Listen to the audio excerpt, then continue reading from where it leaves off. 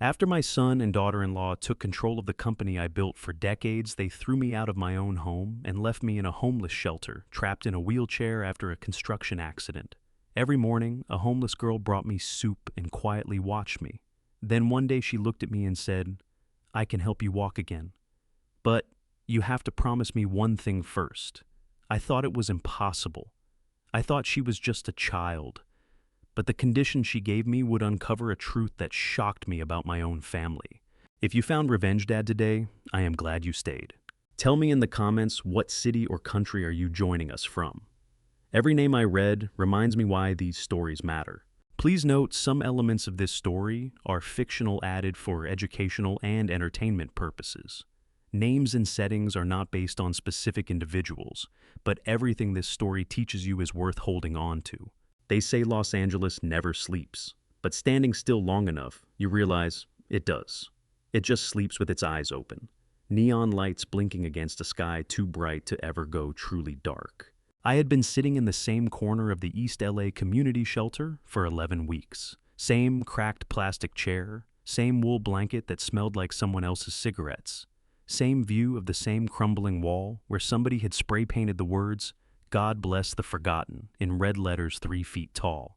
My name is Daniel Whitmore. I am 65 years old, and I used to own the skyline. Not all of it, but enough. Whitmore Construction had its name on 7 buildings visible from this very spot. I had counted them on my first night here, when the shame was still fresh enough to feel like a knife between my ribs.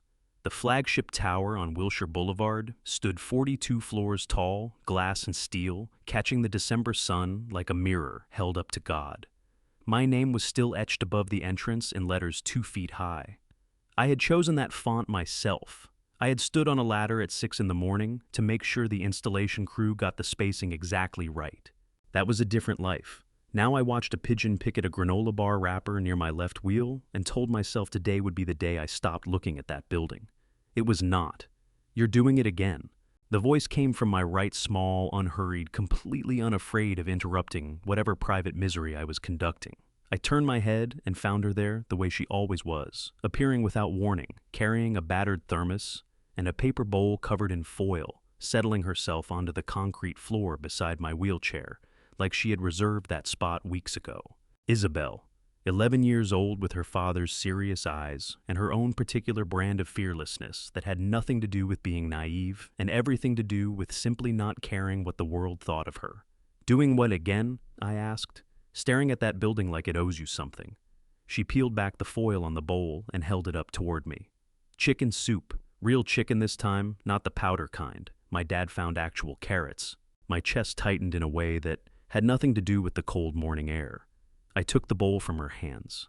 The warmth of it traveled up through my palms and into my arms, and I held it a moment longer than necessary. "Thank you, Isabel." "You're welcome, Mr. Whitmore."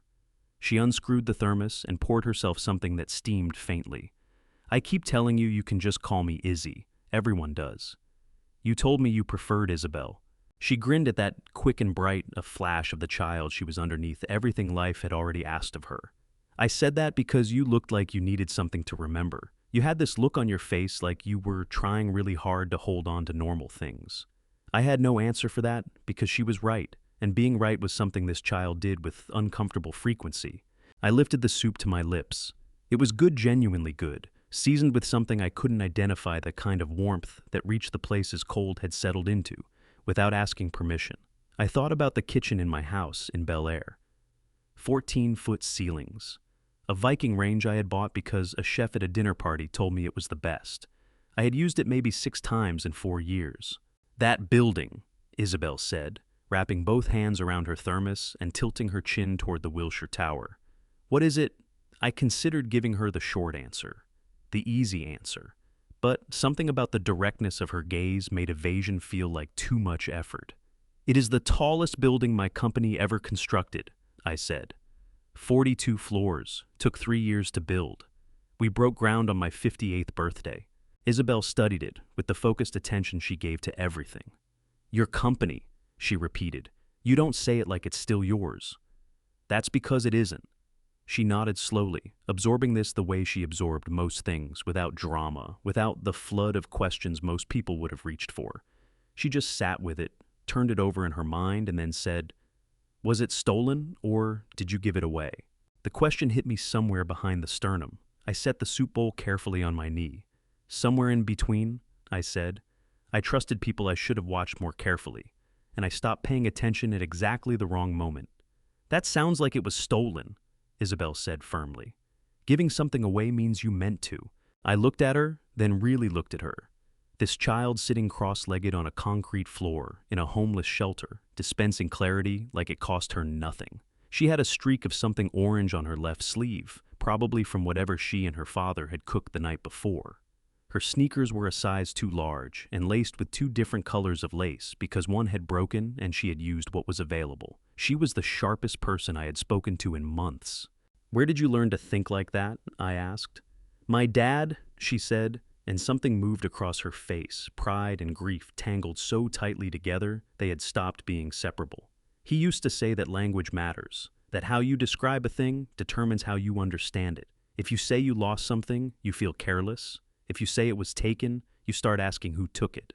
Her father. I knew a little about him. Shelter gossip traveled fast through shared spaces. A doctor, people said.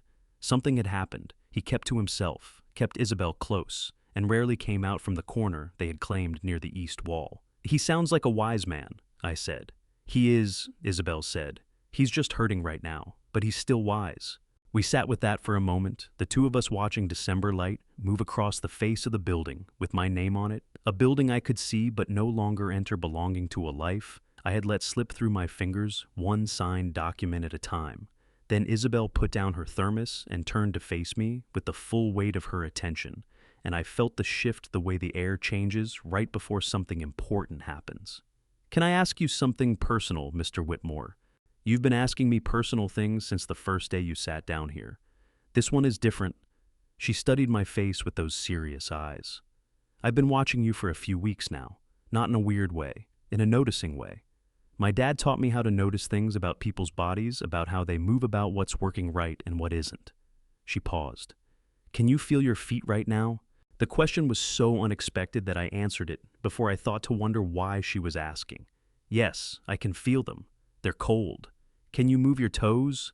I looked down at my feet resting on the footrests of my wheelchair. I concentrated. Something moved faintly, reluctantly, but something moved. "A little," I said. "Not much. The doctor said—" "I know what doctors say," Isabel interrupted gently but firmly in a tone that reminded me of no 11-year-old I had ever met. "I want to know what your body says." She leaned forward slightly. "You hold yourself differently than people who can't feel their legs. When the chair bumps a crack in the floor, you brace. Your upper body compensates in a way that means something below is still sending signals. I've watched you try to stand up twice when you thought no one was looking." My face went warm. "You saw that. I see a lot of things." She picked up her thermos again, and something in the set of her jaw reminded me so much of a doctor. I had once known someone who delivered difficult truths with the same combination of gentleness and precision that it made my throat ache. "Mr. Whitmore, I don't think you're supposed to be in that chair." The words landed in my chest like a stone dropped into still water, sending rings outward in every direction. I wanted to dismiss them. I had every logical reason to dismiss them. 3 years of medical appointments, 3 years of prescriptions, 3 years of being told the same thing by men with degrees framed in mahogany on their office walls. But my toes had moved, and this child with mismatched shoelaces was looking at me with such absolute, unshakable certainty that something in my ribcage, something I had been very carefully keeping quiet for a very long time, lurched upward toward the light. "Isabel," I said slowly. "Yes. What exactly have you been noticing?" She set her thermos down on the concrete, folded her hands in her lap with the gravity of someone twice her age, and said, "Something isn't right. Something is stopping your body from doing what it should be doing, and I think my father might be able to tell you what it is." I did not sleep, not a single hour. I lay on the narrow cot in the men's dormitory and stared at the ceiling and thought about what Isabel had said, turning it over, the way you turn over a rock you found in an unexpected place, not sure yet whether what is underneath is something valuable or something you would rather not have found. Something isn't right. Something is stopping your body from doing what it should be doing. She was 11 years old. She had mismatched shoelaces and soup stains on her sleeve, and she had been watching me for weeks without my knowledge, and what she had seen had apparently been enough to draw a conclusion that 3 years of medical appointments had not. By the time the dormitory windows went gray with early light, I had made a decision. Isabel arrived at 7:30 earlier than usual. She was carrying 2 cups of coffee from the donation station near the front desk. Terrible shelter coffee, the kind that had been sitting on a burner since 5 in the morning and had developed opinions about it, and she handed me one without ceremony and sat down on the floor in her usual spot. "You didn't sleep," she said, not a question. "I thought about what you said." I figured. She wrapped both hands around her cup. "Do you want me to explain what I noticed before we go see my dad?" "Yes," I said. "I want to understand." She set her coffee down and looked at me with the focused attention of someone preparing to deliver information they have organized carefully. "You want to know exactly what I saw," she said. It was not a question. She straightened slightly the way her father straightened when he was about to be precise. "My dad taught me to observe people. He used to say that bodies tell the truth, even when people don't." She paused. "When your wheelchair hits a crack in the floor, you brace. Your hands tighten on the armrests, and your core tightens and your weight shifts forward slightly. That's your body preparing to absorb impact. But people who have no feeling below the waist don't do that. They can't, because they don't feel the crack coming." She looked at me steadily. "You feel it? You've been feeling it the whole time." I stared at her. "Also," she continued with the calm efficiency of someone working through a checklist, "I watched you try to stand up twice when you thought the hallway was empty. The first time you got your hands on the wall and pushed and your legs moved not much, but they moved. The second time you made it halfway up before your arms gave out." She picked up her coffee again. "Your arms gave out, Mr. Whitmore, not your legs. That's the part that didn't make sense to me. My throat had gone tight. I pressed my hands flat against my thighs, those legs that apparently still had things to say that I had stopped listening for. You also asked who was in the room," I said slowly, "when doctors told me I wouldn't recover. Why did you ask that?" Isabel's eyes were very steady.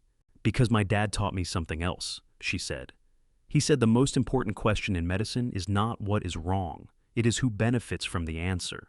She paused, and for a moment she looked not 11, but much older, carrying something she had learned too young and had never been able to put down. "He learned that the hard way."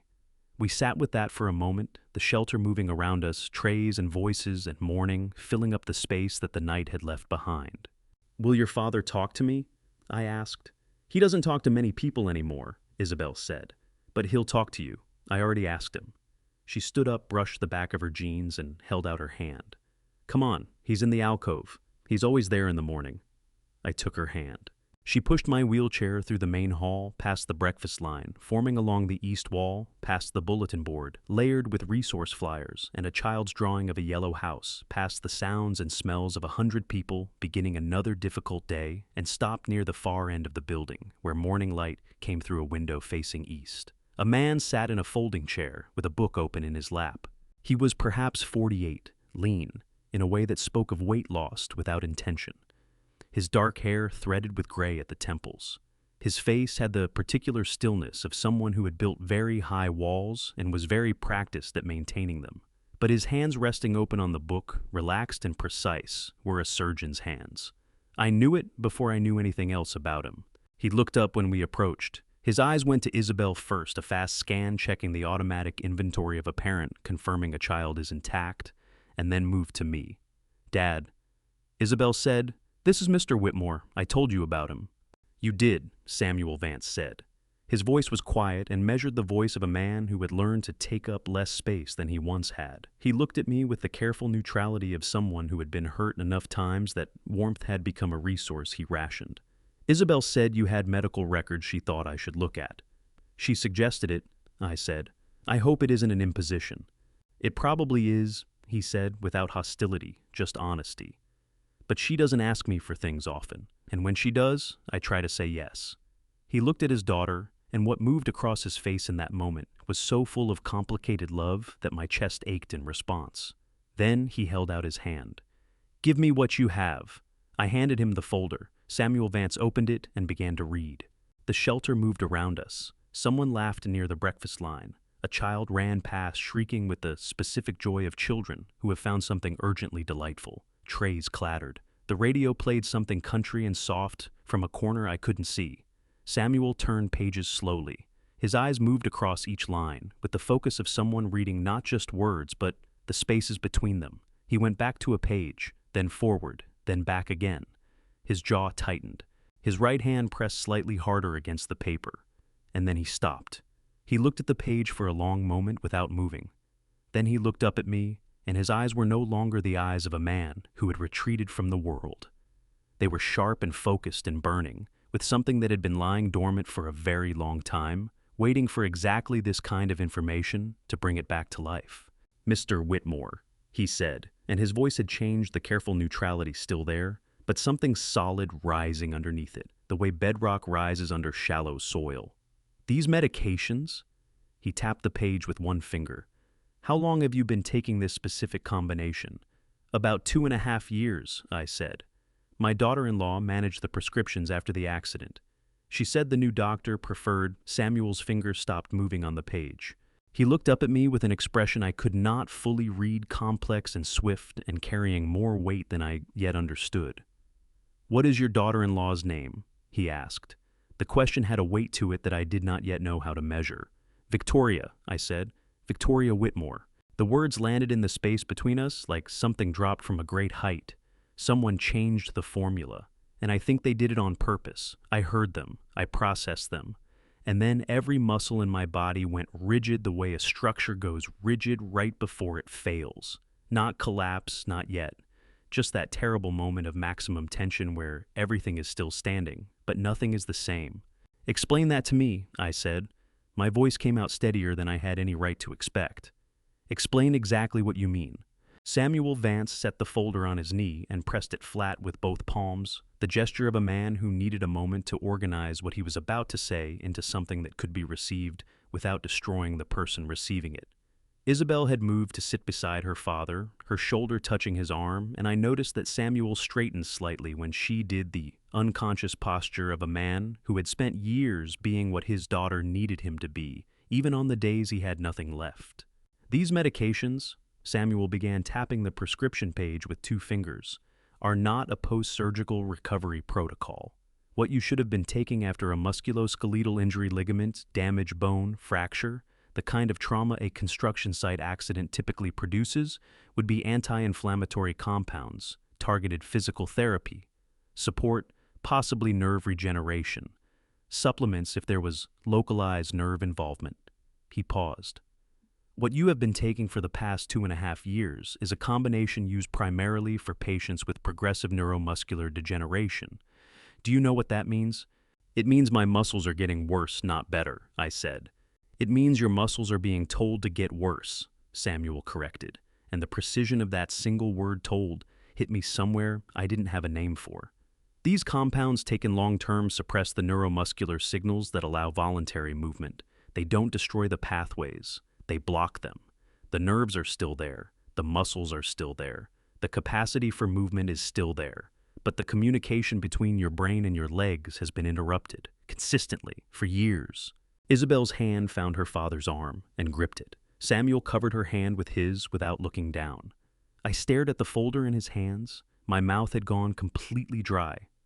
"Are you telling me," I said slowly, "that I could have walked this entire time?" "I'm telling you that your body was not given the chance to find out." Samuel leaned forward. "Daniel, may I call you Daniel?"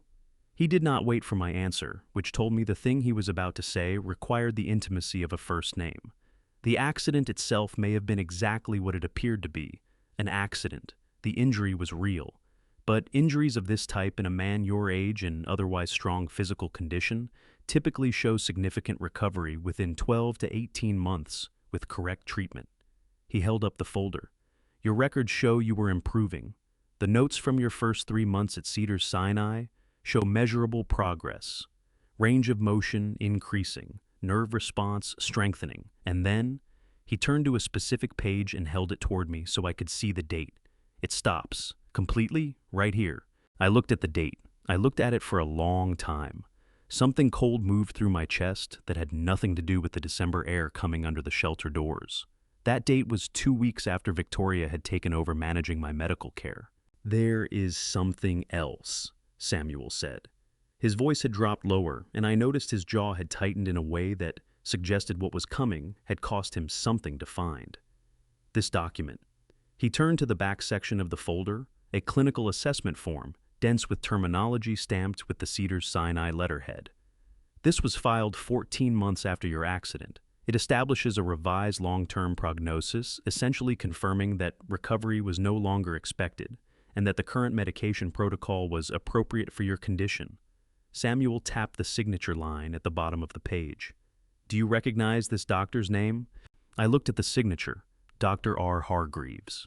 No, I said. I never met anyone by that name. No, Samuel agreed. You wouldn't have, because Dr. Raymond Hargreaves had his medical license revoked by the California Medical Board 8 months before this document was signed. He set the folder down very carefully the way you set down something fragile. His credentials, however, his hospital login, his digital signature authentication, his access codes in the Cedars-Sinai electronic record system were never fully deactivated. The hospital's IT protocols at the time had a lag in the credential removal process. Someone who knew how the system worked from the inside could have used those dormant credentials to insert a document into your file that no active physician had ever actually written. The breakfast noise of the shelter tray's voices, the distant radio seemed to be coming from very far away. Someone broke into my medical records, I said. Someone who knew exactly where to look and exactly what to put there. Samuel pressed his palms flat against his knees. And here's the part I need you to hear clearly, Daniel, because this is the part that changes everything. He looked at me with eyes that were no longer the eyes of a man in retreat. They were burning with something that had been waiting 3 years to be said out loud. Your body is not broken. Your nervous system is not destroyed. You have been blocked, chemically, deliberately, consistently blocked from recovering, which means if I stop taking these medications, I said, and my voice cracked on the last word, cracked open the way something cracks when it has been under pressure for too long. My body might actually... It will take time, Samuel said quickly, firmly, the voice of a doctor who had learned that hope needed to be delivered with precision, or it became its own kind of damage. It will not happen overnight. There will be a correct protocol weaning off the current medications, carefully introducing the appropriate compounds, beginning a specific physical rehabilitation regimen. Your muscles have been suppressed for 2.5 years. They will need to be retrained. It will be difficult. There will be pain. He paused. But Daniel, I have seen cases of prolonged neuromuscular suppression resolve with correct intervention. The capacity your body still has, the signals I can see in the way you hold yourself, the way you compensate and brace, you are not as far gone as they wanted you to believe. The air went out of me all at once. Not the collapse of defeat, the collapse of something else, entirely. Something I didn't have a word for. Something that felt like 3 years of held breath finally releasing. My hands were shaking, both of them. I pressed them flat against my thighs and felt the faint, stubborn warmth of legs that had been waiting for permission to come back to life. My daughter-in-law managed my medications, I said. The words tasted like something metallic and wrong. She chose the new doctor. She brought the prescriptions. She said she wanted to make sure I had the best care possible. Isabel made a sound, small, sharp, involuntary, and pressed her face briefly against her father's shoulder. Samuel put his arm around her and held on. Mr. Whitmore, Samuel said, and his voice had gone very quiet and very careful, the voice of a man delivering a diagnosis he wished he didn't have to give. In my professional experience, and I say this understanding that I am speaking to you as a former physician, not a current one, and that what I am telling you is an assessment, not a legal finding. What I see in this file is not negligence. It is not oversight. The combination of medications, the timing of the prescription change, the insertion of a falsified document into your records, these things required knowledge. They required access. They required planning. He held my gaze. Someone didn't just want you in that wheelchair, Daniel. Someone wanted to make absolutely certain you stayed there. And I think I know what kind of person has the knowledge and the connections to make that happen. The words fell into me and kept falling past my chest, past my stomach, all the way down to somewhere fundamental and cold. What kind of person? I asked, though some part of me already knew. Some part of me had known since Isabel asked who was in the room at every appointment, since I had said Victoria's name and watched Samuel's face do something complicated and swift. Samuel opened his mouth to answer, And then Isabel lifted her head from her father's shoulder, and her voice when it came was not the voice of an 11-year-old child. It was the voice of someone who had been sitting with a piece of knowledge for a long time and had finally decided the moment had come to put it on the table. "Dad," she said, "tell him about the project." Samuel's breath caught. His entire body went still, not the stillness of calm, but the stillness of a man standing at the edge of something he had been circling for 3 years without letting himself get close. "Isabel, he needs to know," she said. "It's the same person, Dad. It has to be. Tell him about the project." Samuel did not answer immediately. He looked at his daughter for a long moment, and what passed across his face in those few seconds was something so raw and unguarded that I felt I was witnessing something private, something that belonged only to the two of them. Then he exhaled long and slow, and when he looked back at me, his eyes were the eyes of a man who had just decided to stop running from something he had been running from for 3 years. 2.5 years ago, he began his voice measured and low. I was still practicing at Cedars-Sinai, neurology and rehabilitative medicine. I had been there for 11 years. He paused, pressing his palms flat against his knees, the way I had already learned he did when he needed to hold himself steady. A patient was brought to me. Construction worker, mid-30s, severe spinal compression injury. He had been working on a commercial development project in Koreatown. During a routine inspection, a load-bearing beam gave way. Samuel's jaw tightened so hard I could see the muscle jump beneath his skin. The beam was not supposed to give way. The structural specifications called for grade A steel reinforcement. What was actually used was significantly below that standard. I know because I requested the incident report as part of my patient intake. I felt something cold begin to spread through my chest. "Which project?" I asked, though my voice had gone very quiet the way voices go, when the body already knows the answer and is bracing itself. "It was called the Koreatown Gateway Development," Samuel said. "Phase 2 of a mixed-use residential tower." He looked at me steadily. The general contractor on record was Whitmore Construction. The cold in my chest became something else entirely, something that burned. "I was in the hospital," I said. "I had just had my second surgery. I wasn't overseeing day-to-day operations." Even as I said it, I heard how hollow it sounded. Not an excuse, a confession. "Ethan was managing the sites. Victoria was—" I stopped. "I filed a report." Samuel continued, his voice careful and precise, the way a surgeon's voice goes precise when the procedure has reached its most critical point. "With the California Division of Occupational Safety and Health, with the hospital's patient advocacy office. I documented everything, the substandard materials, the incident report, my patient's injuries." He paused. "And then I made the mistake of mentioning it to a colleague at a department meeting. I said I was concerned the materials issue might be systemic, not isolated, that if this had happened on one Whitmore project, it might be worth examining others." "Who was at that meeting?" I asked. 12 people, Samuel said, one of whom I later discovered had a consulting relationship with a real estate development firm connected to Whitmore Construction. He said it without bitterness, just the flat, terrible clarity of someone who had had years to trace every step of what happened next. Within 2 weeks of that meeting, I received notification that a formal complaint had been filed against me with the California Medical Board, allegations of professional misconduct, falsified patient records, inappropriate prescribing behavior. His voice did not waver, but his hands, those steady surgeon's hands, pressed harder into his knees until his knuckles went white.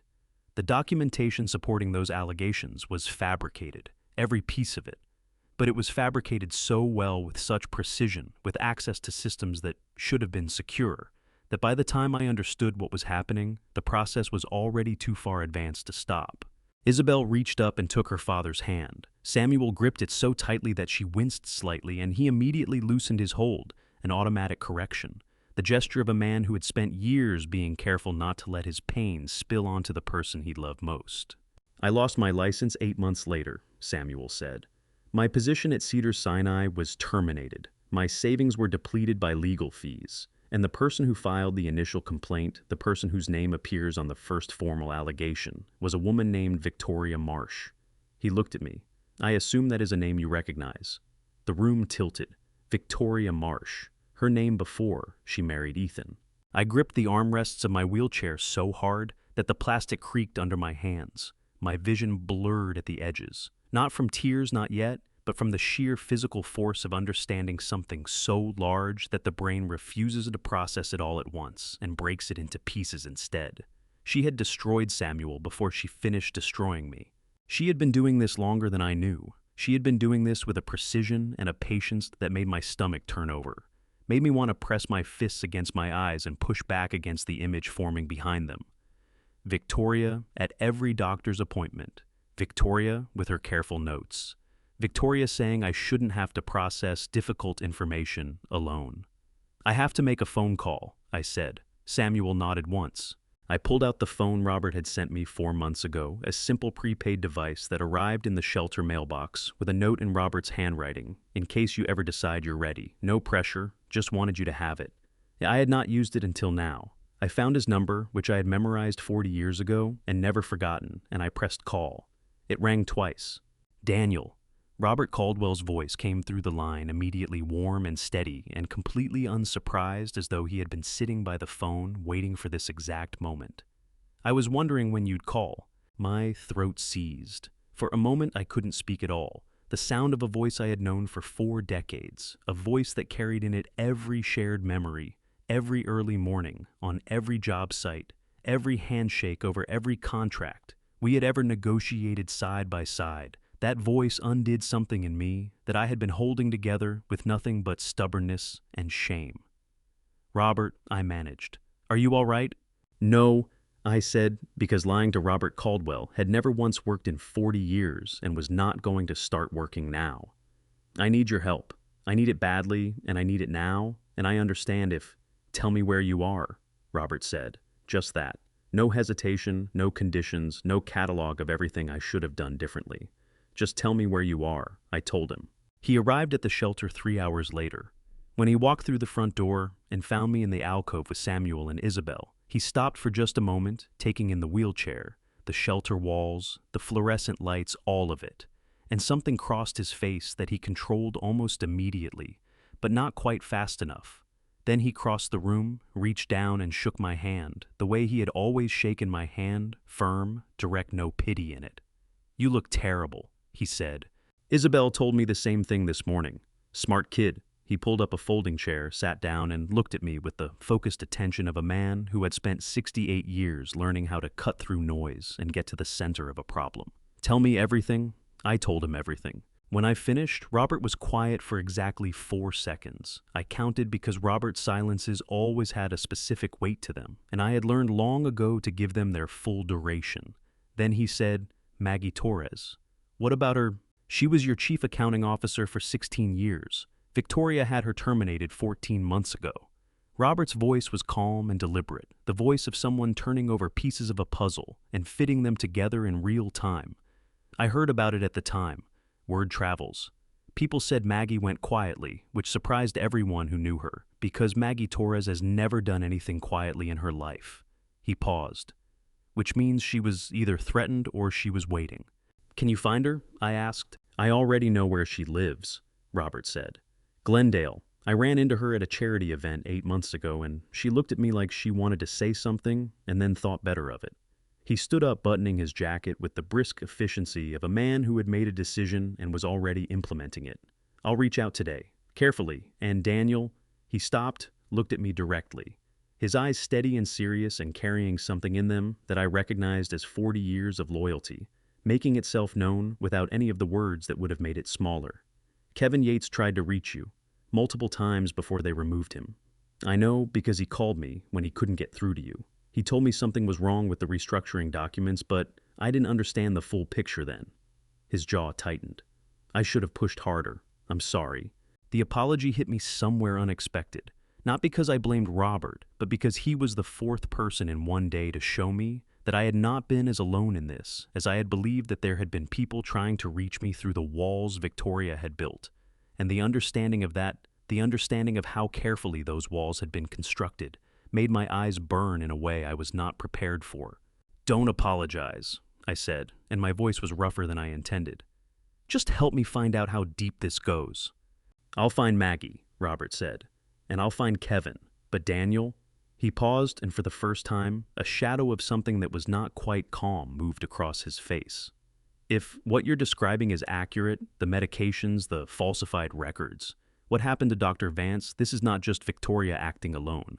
This required resources, legal resources, financial resources, and connections that go beyond one woman and her ambitions. He looked at me. Are you prepared for what we might find?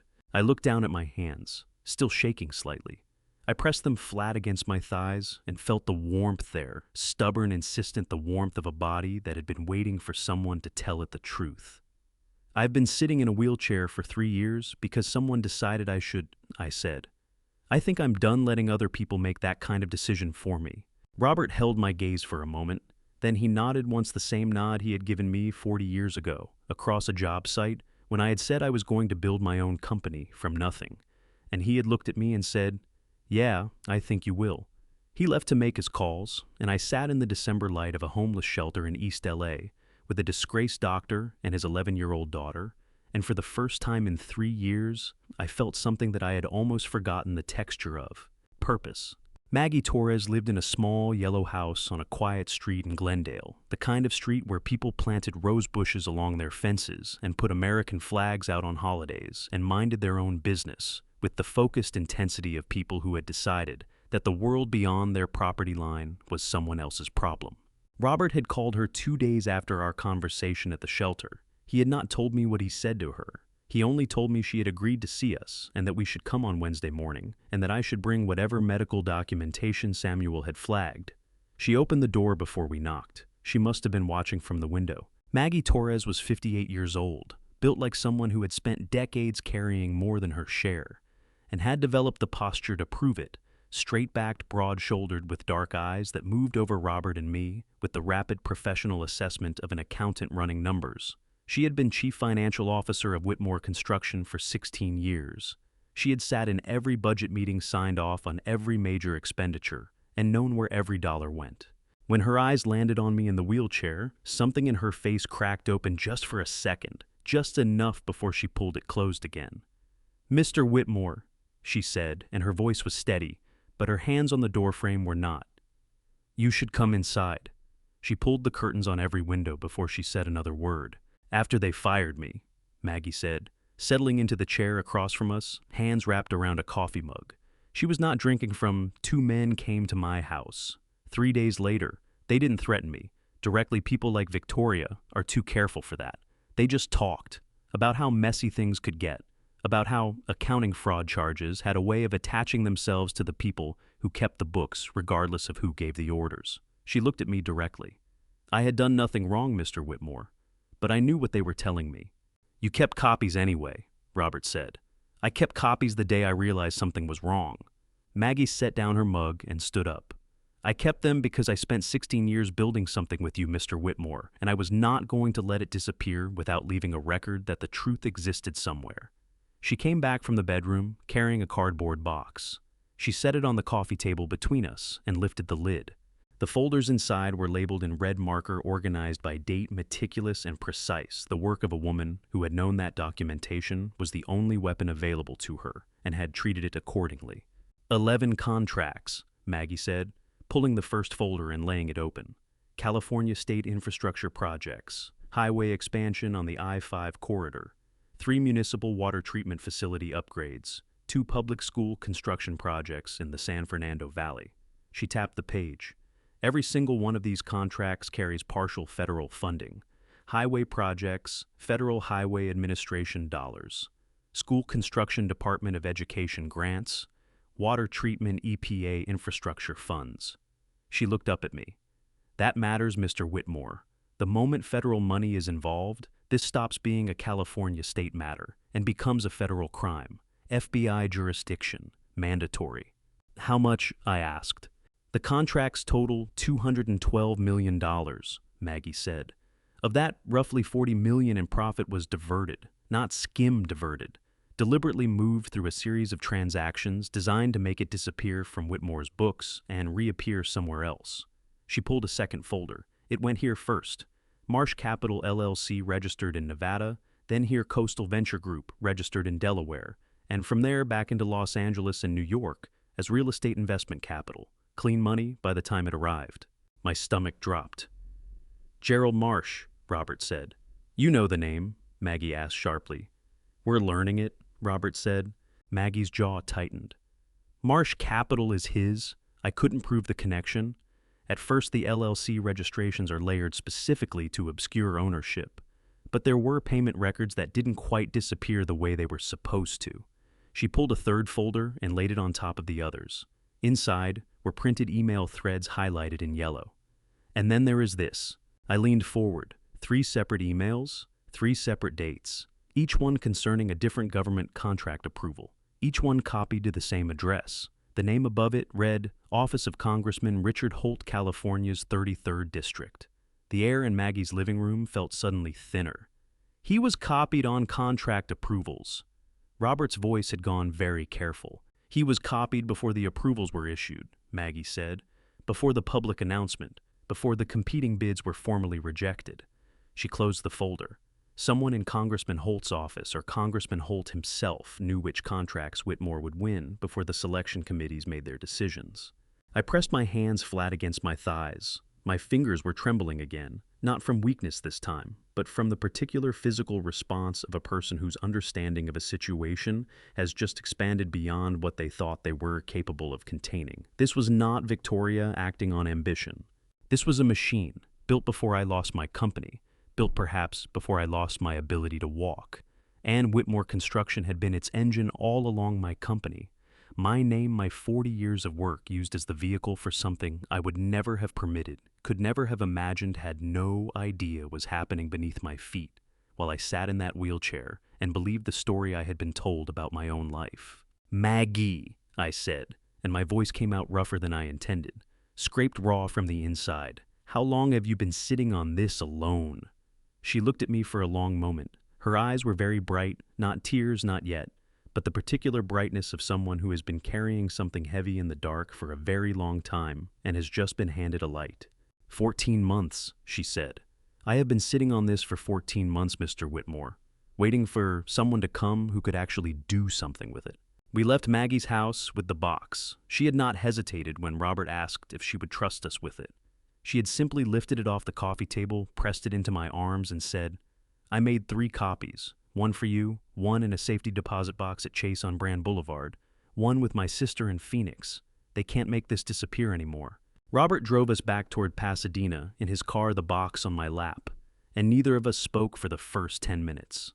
The San Gabriel Mountains sat at the edge of the horizon, sharp and cold against the December sky, and I watched them and thought about 40 years of work and how efficiently it had been turned into a weapon against me. Gerald Marsh, I said finally. Tell me what you know. Robert kept his eyes on the freeway.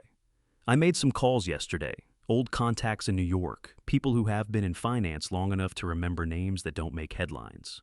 He changed lanes with the smooth efficiency of a man who thought and drove the same way deliberately without wasted motion. Gerald Marsh built his first company in Manhattan in the early 90s, investment management. He had a gift for finding money that needed to move quietly and helping it do so. The SEC investigated him in 2003 and again in 2011. Both times the cases collapsed before trial. Witnesses recanted. Documents were misplaced. The kind of misplacement that costs money to arrange.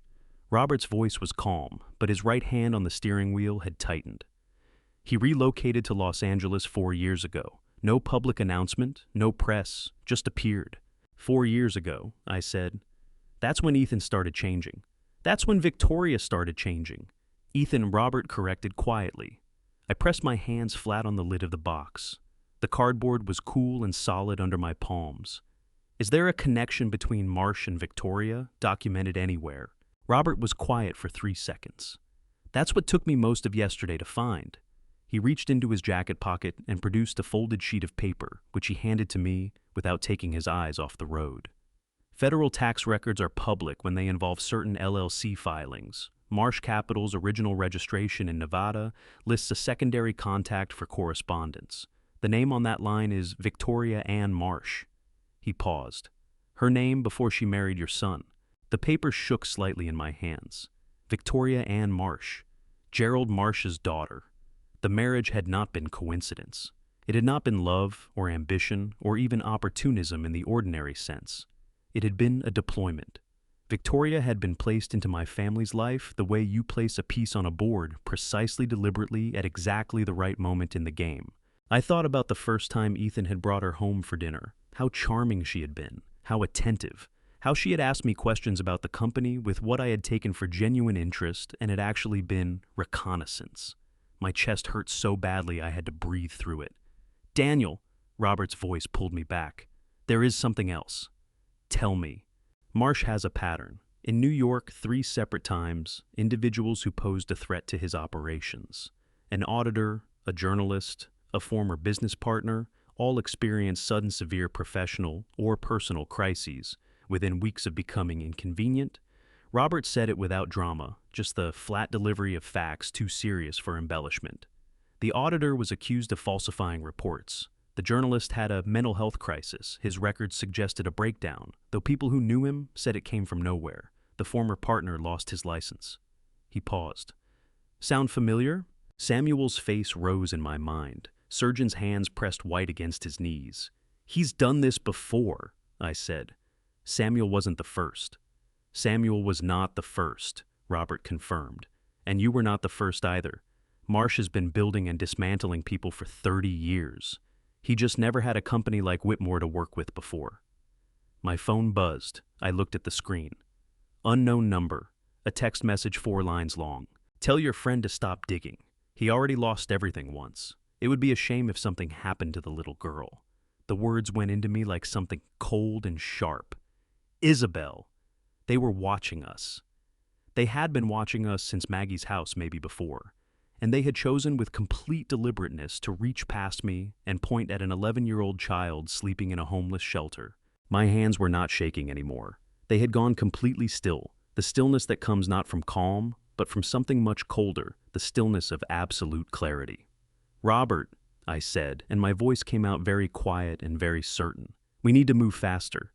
Robert dropped me at the shelter at 4 in the afternoon, and I went straight to Samuel. I found him on Isabel in the alcove.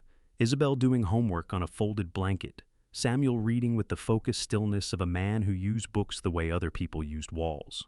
I rolled up beside them and put my phone on the floor between us, with the message still on the screen. Samuel read it once. His face did not change, but his hand moved to Isabel's shoulder and stayed there. And Isabel looked up from her homework and read the message and then looked at me with eyes that were very bright and very steady. "They know where I am," she said, not a question. "They've been watching," I said. "Both of us. I should have anticipated it sooner, and I'm sorry." Isabel's jaw tightened in an expression that was pure Samuel, that particular compression of the mouth that meant she was processing something painful and choosing not to perform the pain for anyone's benefit. "Are we in danger right now?" "I don't believe so," I said. "This is a warning, not an action. People who send warnings are people who still want to avoid complications. The moment we become more dangerous to them, then we are inconvenient that calculus changes." I looked at Samuel. "But I need you both somewhere safer than this." Samuel nodded, once decisive and immediate, the way doctors nod when a diagnosis is clear and the treatment path is obvious. "Tell me what you need." "Robert has a spare room in Pasadena," I said. "2 spare rooms. I want you and Isabel there by tonight." Isabel opened her mouth. I could see the protest forming the instinct to say she was fine, that she wasn't scared, that she didn't need. And then she looked at her father's face and closed her mouth and nodded. The maturity of that small gesture made my chest ache in a way I couldn't fully account for. Robert arrived an hour later to help them move. While he and Samuel gathered the few things they had, I sat in the alcove and called up everything Maggie's files had shown us about Congressman Richard Holt. California's 33rd District, 12 years in office, a public record built on infrastructure investment, community development, fiscal responsibility. He gave speeches about government accountability. He had a photograph on his official website shaking hands with the governor outside a newly completed highway overpass. A highway overpass, I was nearly certain, built with Whitmore materials and Whitmore labor, contracted through a process Holt had helped corrupt. The 2 PIAC organizations Maggie had identified, California Infrastructure Partners and Build Forward Coalition, had each been registered as independent expenditure committees under Federal Election Commission rules. On paper, They were grassroots political organizations supporting candidates who prioritized infrastructure development. In practice, they were vehicles for moving Marsh Capital money into Holt's campaign operations in amounts that bypass legal contribution limits. Under the Federal Election Campaign Act, coordinating PS expenditures directly with a candidate's campaign was illegal. Under 18 United States Code, Section 201, accepting payments in exchange for using public office to benefit private interests was bribery. Holt had done both repeatedly over 4 years. And in exchange, he had used his position on the House Transportation and Infrastructure Committee to quietly redirect federal contract approval processes in California, ensuring that Whitmore bids were never seriously challenged and that any regulatory scrutiny of Whitmore projects was routed to offices where it would be buried before it produced findings. I was sitting with this when Robert's phone buzzed, and from across the room, I watched his face change as he read it. "Kevin Yates," Robert said, looking up. "He's outside." I had not expected the feeling that moved through me when Kevin Yates walked through the shelter door. He was 45, lean and tired-looking, in the way of a man who had not slept easily in some time, wearing a jacket that had seen better seasons and carrying a leather briefcase that had not.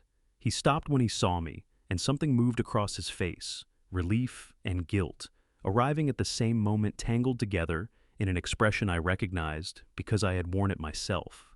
"Daniel," his voice was rough at the edges. "Robert called me 2 days ago. I came as fast as I could arrange things." He crossed the room and held out his hand, and when I shook it, he gripped hard and held on for a moment longer than a handshake required. "I tried to reach you 15 times over 3 months. I left messages with the house, with the office, with your personal assistant. I wrote 2 letters. His jaw was tight with something that was not quite anger and not quite grief, but lived in the territory between them. "I should have tried harder. I should have found another way." "Victoria built walls," I said. "You ran into them. That's not on you." "It's partly on me," Kevin said, with the directness of a lawyer who had spent 20 years in a profession where imprecision cost people everything. "And I intend to make up for it." He set the briefcase on the floor, snapped it open, and lifted out a folder thick enough to make the cardboard bow. "Because I kept everything, Daniel. Every draft, every version, every email thread from the 6 weeks before they removed me." He held the folder out. "And what's in here proves that the restructuring documents you signed were drafted with the specific intention of making the transfer of control appear voluntary and legally sound while ensuring it was neither." His voice did not shake, but his hands holding that folder across the space between us were trembling so slightly that only someone looking for it would have noticed. I took the folder from him. Outside the shelter windows, Los Angeles was going dark, the city lights coming up one by one across the basin, and somewhere out there, in one of those lit windows, in one of those towers, people who had built their empire on my name were still moving, still planning, still certain they had already won. They did not know about the box from Maggie's house. They did not know about Kevin's folder. And they did not know that the man they had put in a wheelchair was standing up straighter every single day.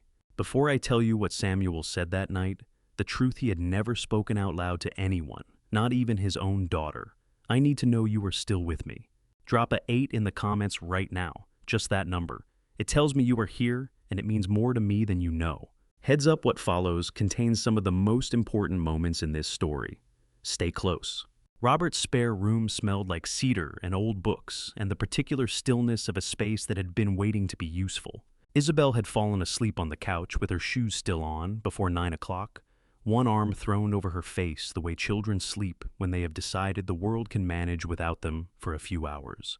Samuel had covered her with a blanket from the hall closet, tucking the edges with the careful precision of a man for whom this small act was the one thing in the day he could still do perfectly.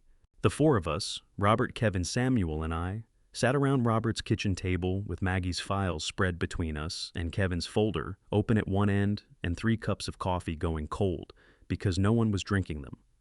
"I want to understand the full picture," Kevin said, looking at Samuel. "Everything, from the beginning. Because what I'm seeing in these financial records connects to something, and I need to know what that something is." Samuel looked at his hands for a moment. Then he looked toward the living room, where Isabel slept, that quick parental inventory checking, confirming. And when he turned back, his face had resolved into something that was not quite calm, but was at least decided. "Her name was Carla Reyes," Samuel said. "My patient, 34 years old. She had been working on the Koreatown Gateway project for 8 months when a load-bearing support structure failed during a routine pour. The beam came down across her lower back. His voice was level and clinical, the voice he had trained for years to keep steady when the facts themselves were anything but. She survived. She did not walk again. Kevin's pen stopped moving on his notepad. I requested the incident documentation as part of her intake, Samuel continued. Standard practice. What came back was a materials certification that listed grade A structural steel for the relevant components. What the incident photographs showed was something significantly below that standard, the fracture pattern, the stress distribution across the failure point. I had enough engineering knowledge from years of trauma work to recognize the discrepancy. He paused. I reported it. California Division of Occupational Safety and Health, Hospital Administration. I put it in writing. His jaw tightened. And then I made the mistake of saying at a department meeting that I was concerned it might not be an isolated case. Who heard you say that? Robert asked. 12 colleagues, one of whom I learned later had a consulting arrangement with a firm connected to Marsh Capital. Samuel pressed his palms flat on the table. Within 2 weeks, the complaint arrived at the California Medical Board. The documentation was extraordinary in its detail. Patient records I had never seen, prescriptions I had never written, assessments attributed to me that described clinical judgment so poor it would have been grounds for immediate removal at any institution. He stopped. His throat moved. It was better than anything I could have produced myself. Whoever built that file understood medical record systems completely. They knew the formats, the language, the procedural requirements. They built something that looked more like my work than my actual work did.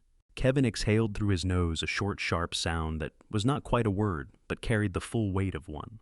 How long did the process take? I asked.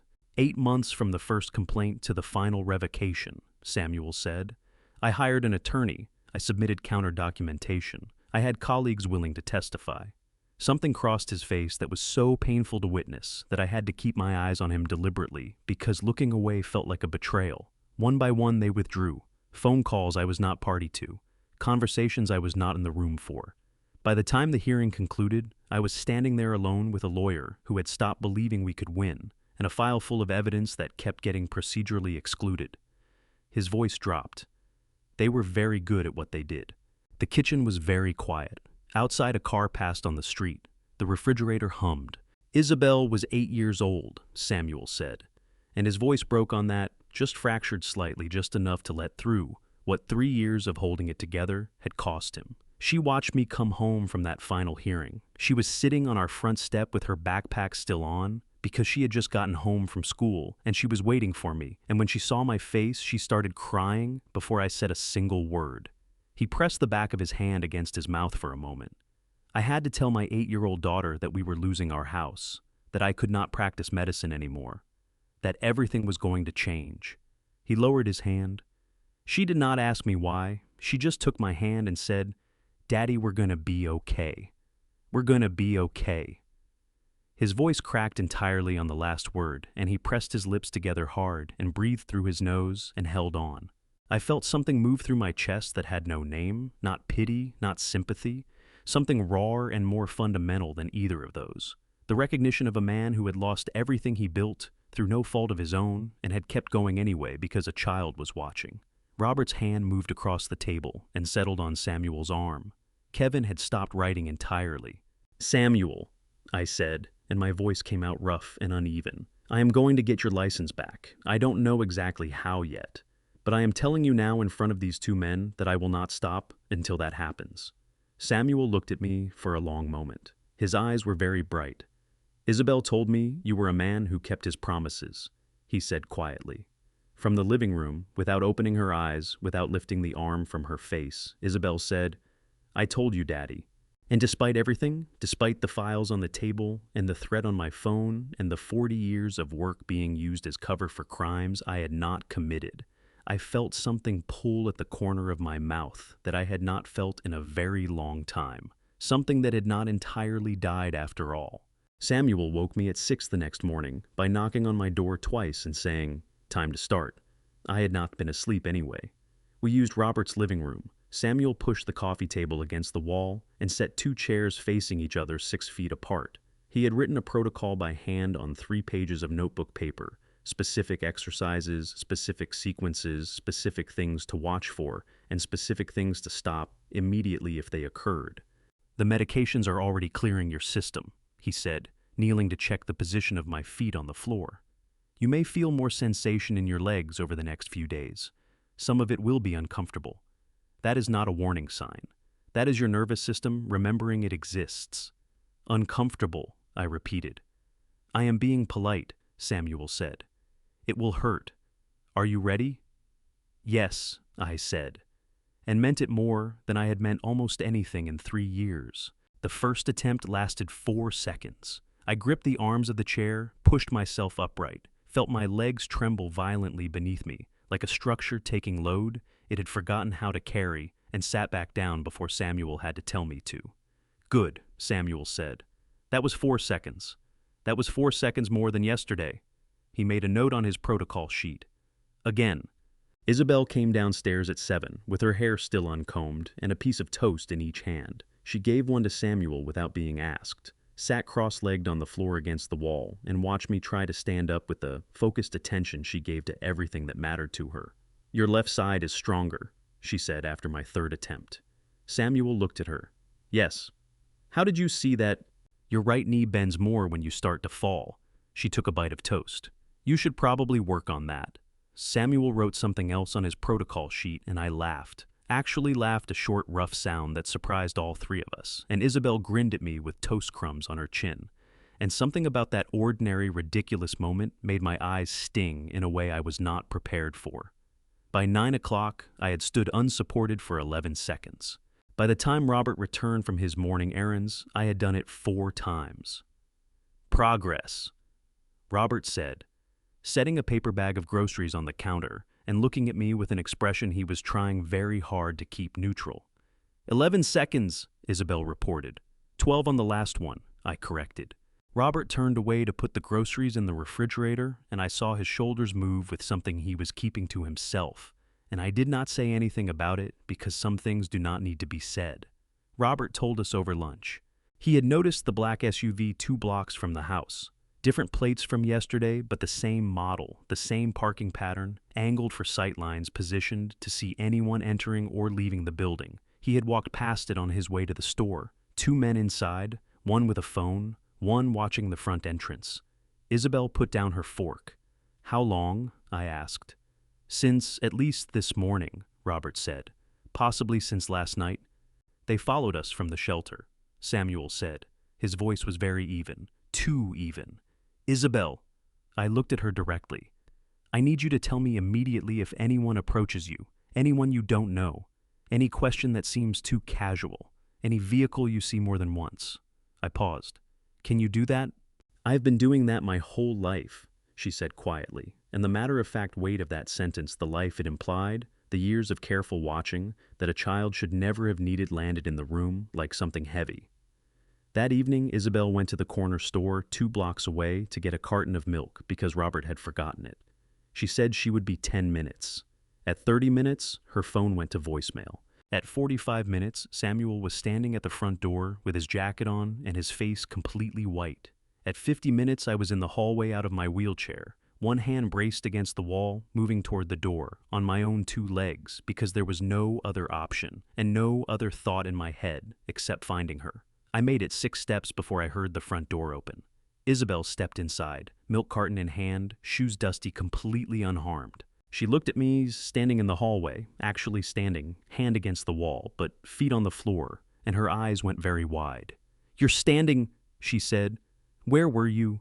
Samuel's voice broke completely on the last word, the careful control of 3 years dissolving in an instant, and he crossed the hallway in 2 steps, and pulled his daughter against him so tightly that she made a small sound of surprise, and then wrapped her arms around his waist and held on. "I'm okay, Daddy," she said into his jacket. "I'm okay. I saw someone following me, so I went the long way. I was careful. I'm okay." Samuel held his daughter and shook just slightly, just enough that I could see it, and did not say anything at all because some things sit beyond the reach of words entirely. I stood in the hallway on my own 2 feet and watched them and felt my legs burning with the effort and did not move because this was exactly the right place to be.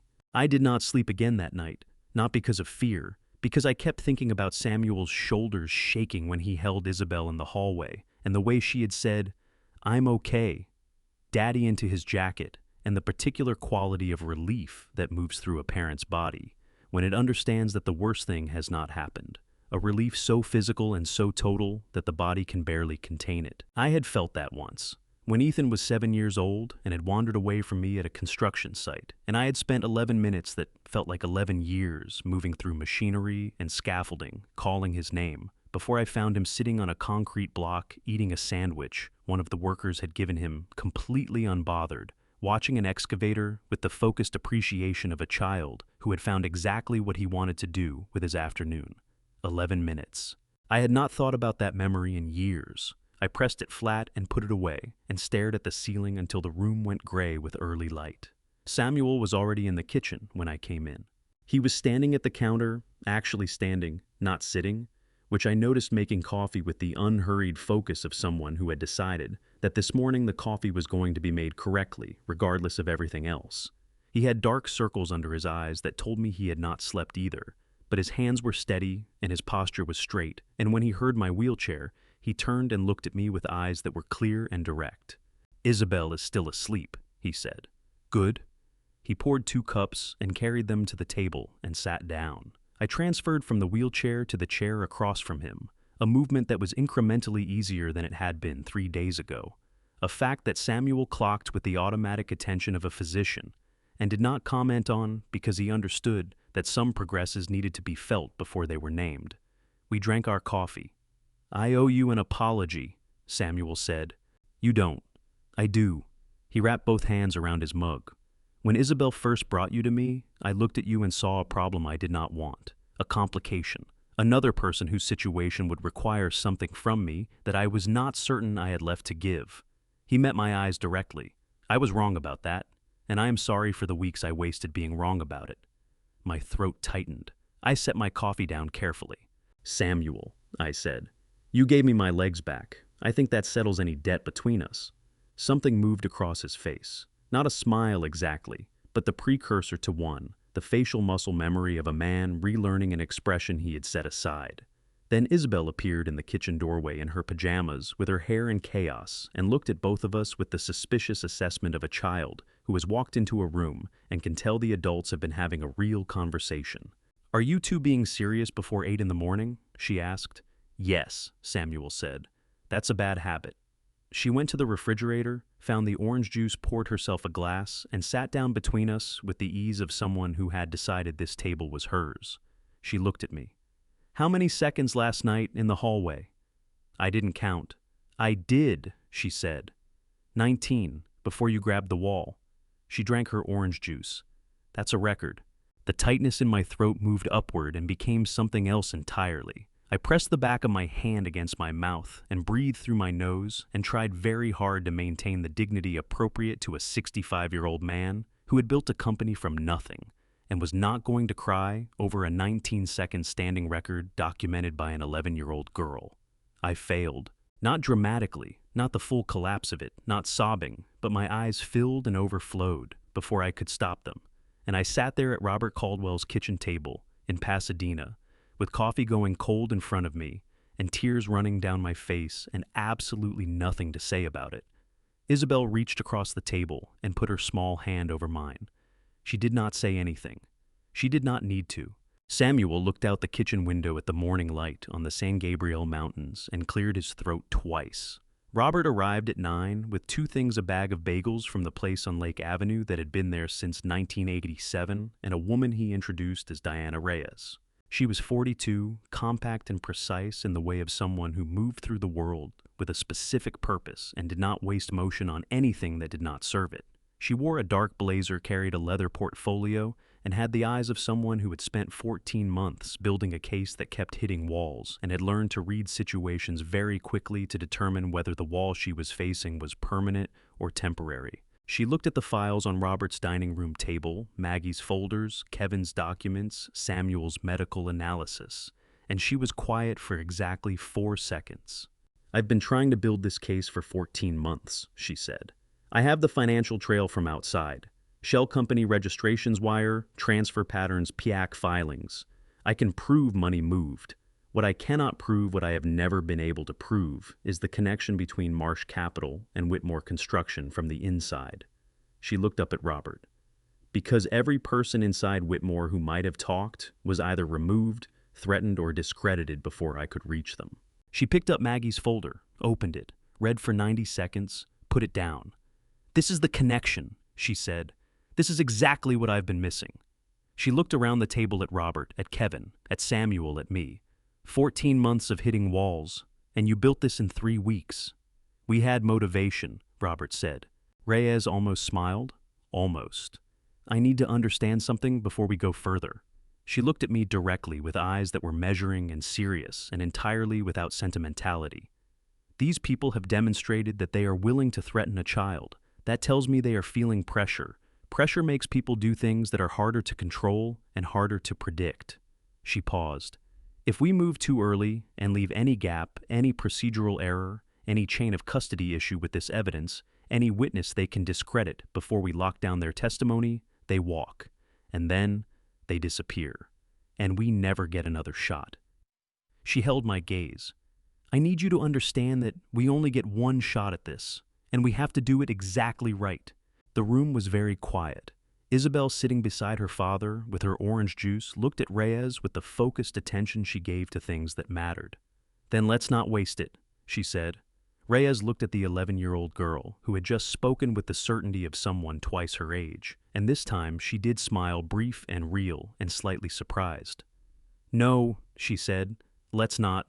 Reyes was already at Robert's dining room table when I came downstairs at 6 the next morning. She had her legal pad open, her document scanner running, and the look of someone who had not wasted a single hour of the night. Kevin sat across from her, his own files spread in front of him. They had clearly been at it for a while. 2 tracks, Reyes said, not looking up from the scanner.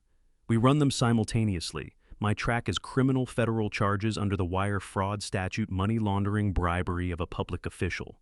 The moment we have enough to support arrest warrants, we move on Marsh, on Holt, and on Victoria simultaneously. No warning, no gap between them." She turned a page. "Your track," she looked at Kevin, "is civil. You file in LA Superior Court, fraud, undue influence, breach of fiduciary duty. You seek a preliminary injunction to freeze the current corporate structure and restore Mr. Whitmore's controlling interest pending full adjudication." Kevin nodded. "If we get the injunction, Victoria loses operational control before the criminal charges even go to trial, which is exactly why we file civil first," Reyes said. "It forces them to respond publicly on record in a forum where their lawyers have to make representations that will later be used against them in the criminal proceeding." She finally looked up. "They will throw everything at the civil case, every resource, every legal maneuver, every delay tactic available, which means their attention will be there, not on what we're building behind it." I listened to this from the kitchen doorway, coffee in hand, and felt something I had not felt in a very long time, the specific satisfaction of watching competent people work. Samuel was in the living room, putting Isabel through what had become our morning routine. He ran her through her schoolwork while I did my exercises, an arrangement that had developed without anyone formally proposing it, and that had given all 3 of us something that resembled in its small way a schedule, structure, the architecture of a normal day built inside an abnormal situation. I had stood for 41 seconds that morning. Samuel had written it down without comment, but when he thought I wasn't looking, he had pressed his lips together in the specific way of a man trying very hard not to show how much something meant to him. By mid-afternoon, Kevin had drafted the civil complaint. Reyes had completed her evidence scan and sent the files to her supervisor at the FBI's Los Angeles field office on Wilshire Boulevard. Robert had made 6 phone calls. I was not party to each one, brief and specific in the way of a man calling in favors he had been accumulating for decades. The machine was moving, and 40 floors above downtown Los Angeles, in the building that still carried my name, another machine was moving too. I knew this because Robert had a contact, a former Whitmore employee who still worked in the building's property management division and owed Robert a favor from 15 years back. This contact sent Robert a message at 3 in the afternoon. Something was happening on 32. An unscheduled meeting, documents being couriered in from outside counsel. Victoria had been in her office since 7 that morning and had not come out for lunch. She knew we were moving. She didn't know how far along we were, but she knew. "She'll accelerate," Kevin said when Robert told us. "Whatever she was planning to do with the remaining corporate structure, she'll try to do it faster, before we can get an injunction in place." "How fast can you file?" I asked. "Tomorrow morning," Kevin said. "I can have the complaint ready tonight." "Then do it tonight." What none of us knew, what I would not learn until later, was that 40 floors up in the corner office that had once been mine, Ethan Whitmore was also having a difficult afternoon. He had found the document by accident. Victoria had left her laptop open on the conference table when she stepped out to take a call. Ethan had walked in to leave a folder, seen the screen, and stopped. It was a revised ownership structure document, the kind of filing prepared for submission to the California Secretary of State. It reorganized the equity distribution of Whitmore Construction's parent holding company. It was 12 pages long and very precisely drafted, and Ethan's name did not appear in it anywhere. Not once, not as an officer, not as a director, not as a shareholder. In the new structure Victoria was preparing to file, Ethan Whitmore did not exist. He stood in that conference room for a long time after he read it. I imagine him there, my son, 38 years old, standing in a room full of furniture I had chosen, and art I had selected, and a view of the city I had earned, holding a document that told him he had traded his father for nothing, that the woman he had followed into this had been planning his removal since before she finished planning mine, that he was not a partner in anything. He had been a tool, and the tool's usefulness had expired. I imagine his hands were not steady when he set the document back on the table, exactly as he had found it. I imagine he walked out of that conference room and down the hallway and into the elevator and stood there as the doors closed, looking at his own reflection in the polished steel, and felt the specific terrible clarity of a man who has just understood something about himself that he cannot ununderstand.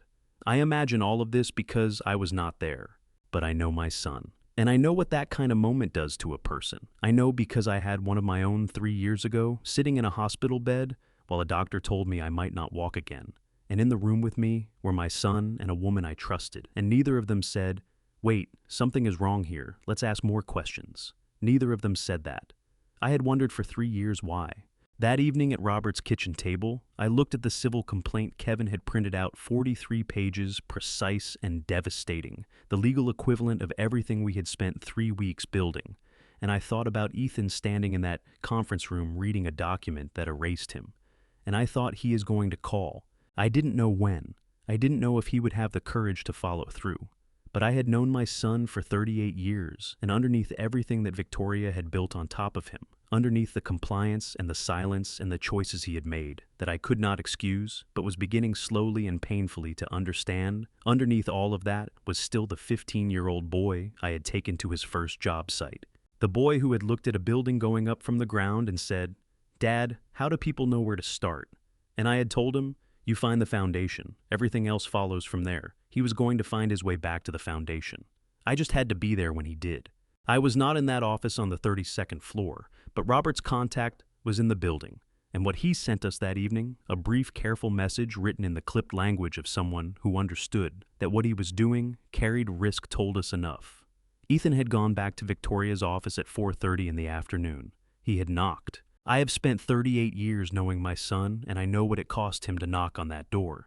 Ethan had spent years learning not to knock, learning to enter rooms quietly, to agree before the question was finished, to read the temperature of Victoria's attention, the way a sailor reads weather, and adjust his course accordingly. The fact that he knocked formally on a door he had every right to walk through told me everything about how carefully he had prepared himself for what came next. Victoria let him in. What happened in that room I pieced together later from Ethan himself when he finally talked. But I knew enough that evening to understand that something had broken open between them, and that whatever came out of that rupture was not going to be put back. Ethan had put the document on her desk. Not a copy, the original, the one from her laptop, the one she had left open by accident or carelessness, or the specific arrogance of someone who had stopped believing anyone around them was paying attention. He told me what he said to her, Robert's contact wrote. I heard it through the wall. He said, "Explain this to me." Just those words. "Explain this to me." I can hear my son's voice saying that. Quiet, controlled, the voice of a man holding himself together with both hands because he knows if he lets go, the whole thing comes apart before he is ready. Victoria's response, according to what filtered through the wall and through Robert's contact, and eventually to Robert's phone and then to me, was initially calm. She explained, restructuring, legal protection, tax efficiency, the language of someone who had given this explanation before or had prepared it in advance, which amounts to the same thing. Ethan pushed back. He asked specific questions. Where does my equity go? Who controls the voting shares? What is my role in the new structure? Questions that had specific legal answers that Victoria would have had to lie to answer in any way that kept him placated. She shifted. The explanation became shorter. The patience in her voice compressed itself into something harder. And then, and this is the moment Robert's contact heard, clearly enough to write down verbatim, Victoria said, "You do what I say, or you end up like your father. The choice is yours." The wall between offices is not thick enough to muffle silence. But Robert's contact heard what came after the silence, not words, not immediately, but a sound he described as a chair moving, and then footsteps, and then Ethan's voice very low and very steady, saying something the contact couldn't make out. And then the door opened, and Ethan left. I read Robert's message sitting at the kitchen table, with Kevin across from me, and Samuel beside me, and Isabel doing homework at the other end. And when I finished reading, I set the phone down very carefully on the table, and pressed both palms flat against the wood and breathed. "Daniel," Kevin's voice was careful. "What does it say?" I told them. Isabel put her pencil down. She looked at me with those eyes that saw everything and said nothing for a moment, her mouth pressed into a line that was so much her father's expression that it made my chest hurt. "She threatened him with you," Isabel said. "She used what she did to you as a threat." "Yes," I said. "That means she's not sorry about it," Isabel said. "She's proud of it. She thinks it's a weapon." The clarity of that delivered by an 11-year-old girl with a pencil still in her hand landed in the room like something thrown hard against a wall. Samuel made a sound low in his throat that was not quite a word.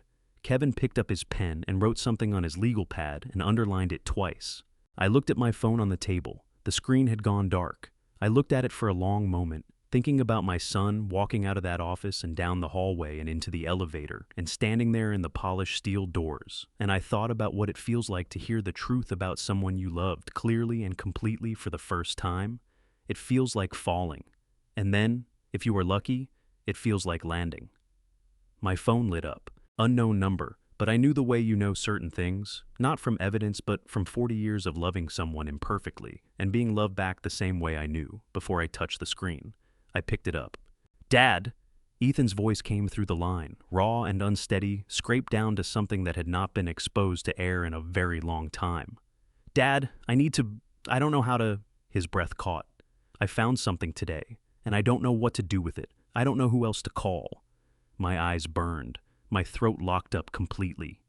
"Ethan," I said when I could speak, "I'm here." 3 seconds of silence on the line, not empty silence, but full silence, the kind that contains everything that cannot be said yet, and might never be said perfectly, and does not need to be. "I'm sorry, Dad," my son said. And his voice broke entirely on the last word, broke open the way something breaks when it has been held shut too long. "I'm so sorry." The kitchen had gone quiet around me. Kevin had taken his legal pad to the spare room an hour ago. Robert had gone to bed at 10, leaving a pot of decaf on the counter with a note that said simply, "Drink this. Sleep if you can." Samuel had guided Isabel upstairs at 9:30 over her protests, and the last sound I had heard from above was Isabel's voice asking her father one more question about something, and Samuel's voice answering it, and then nothing. I sat alone at the kitchen table with the phone pressed to my ear and my son's broken voice coming through from 40 floors above a city that neither of us owned anymore. "I don't know where to start," Ethan said. "Start anywhere," I said. "I'm not going anywhere." He started 3 years ago. He told me about the first time Victoria had said something that shifted something in him, not a dramatic moment, not a confrontation, just a quiet evening when she had looked at him over dinner and said, "Your father doesn't trust you. You know? He says he does, but look at what he actually gives you. Look at what he keeps for himself." Ethan said he had argued with her, said she was wrong, and she had nodded and said, "Okay, just that, just okay," and changed the subject and planted the seed so gently that he hadn't felt it go in. "She was patient," Ethan said, and his voice was thick with something that was not quite anger and not quite grief, but lived between them, like a bruise. She never pushed, she just waited, said the same things in different ways over months and years until I couldn't remember what I had thought before she said them. "I know," I said. "I told myself it was for the company, that you needed to step back, that the restructuring made sense." A pause. His breath was uneven. "Dad, I watched them bring documents for you to sign, and I told myself you understood what you were signing. I told myself that, because the alternative," his voice cracked. "The alternative meant I had to look at what I was doing, and I couldn't do that. I couldn't look at it directly. My eyes were burning again. I pressed my free hand flat against the kitchen table and felt the wood grain under my palm solid and real, and breathed. "Ethan," I said, "what do you know from the inside? What can you tell us?" He told us everything. The meetings with Gerald Marsh, held in a private dining room at a restaurant in Beverly Hills that Marsh kept reserved on a monthly basis. Always cash, always with a different configuration of attendees, so no single meeting looked like a pattern. Victoria always present. Ethan present for the first year, then gradually excluded as the conversations moved into territory Victoria said he didn't need to know about. The medication changes, Victoria had mentioned them once casually, as something the new physician had recommended. She had said the old protocol wasn't working. The new doctor has a different approach. Ethan had not asked which doctor. He had not asked what had changed. He told me this in a voice so scraped and raw that I had to close my eyes and breathe through the specific pain of hearing my son understand out loud in real time what his not asking had cost. The payments to Holt, routed through the PAC structures, documented in emails Ethan had been copied on without being told what he was looking at. He had seen the names. He had seen the amounts. He had told himself it was standard political engagement for a company of Whitmore's size. "I have access to the internal servers," Ethan said. "I can pull the email threads, the meeting records. There are calendar entries that Marsh's assistant sent to Victoria's calendar. I'm still on the distribution list, because no one thought to remove me yet." A pause. "Dad, I can give you everything." "Ethan!" I kept my voice steady with everything I had.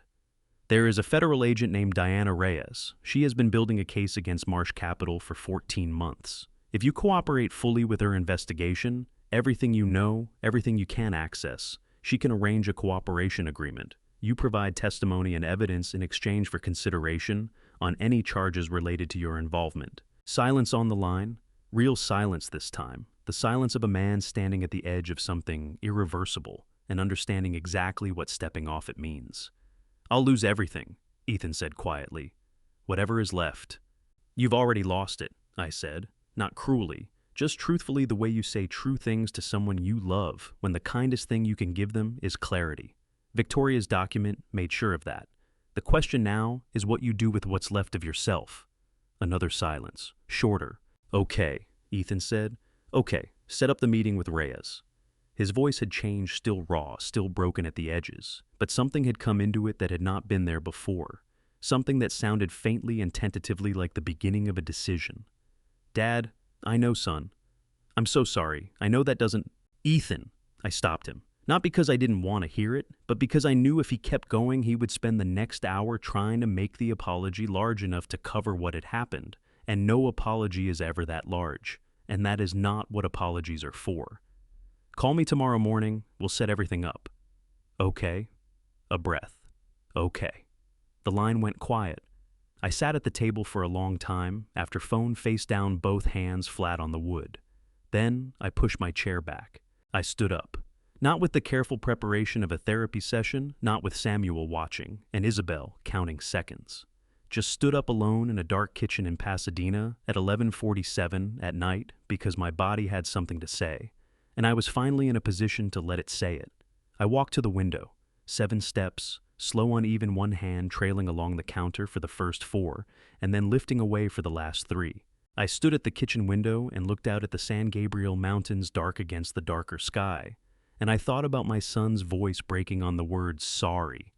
And I thought about Samuel's daughter saying, "I'm okay, Daddy," into her father's jacket, and I thought about Maggie Torres keeping a cardboard box for 14 months in a spare room in Glendale because she believed that the day would come when someone would need what was inside it. I thought about all the people who had held on, and I thought tomorrow it begins. LA Superior Court, Stanley Mosque. Courthouse, 8 o'clock in the morning.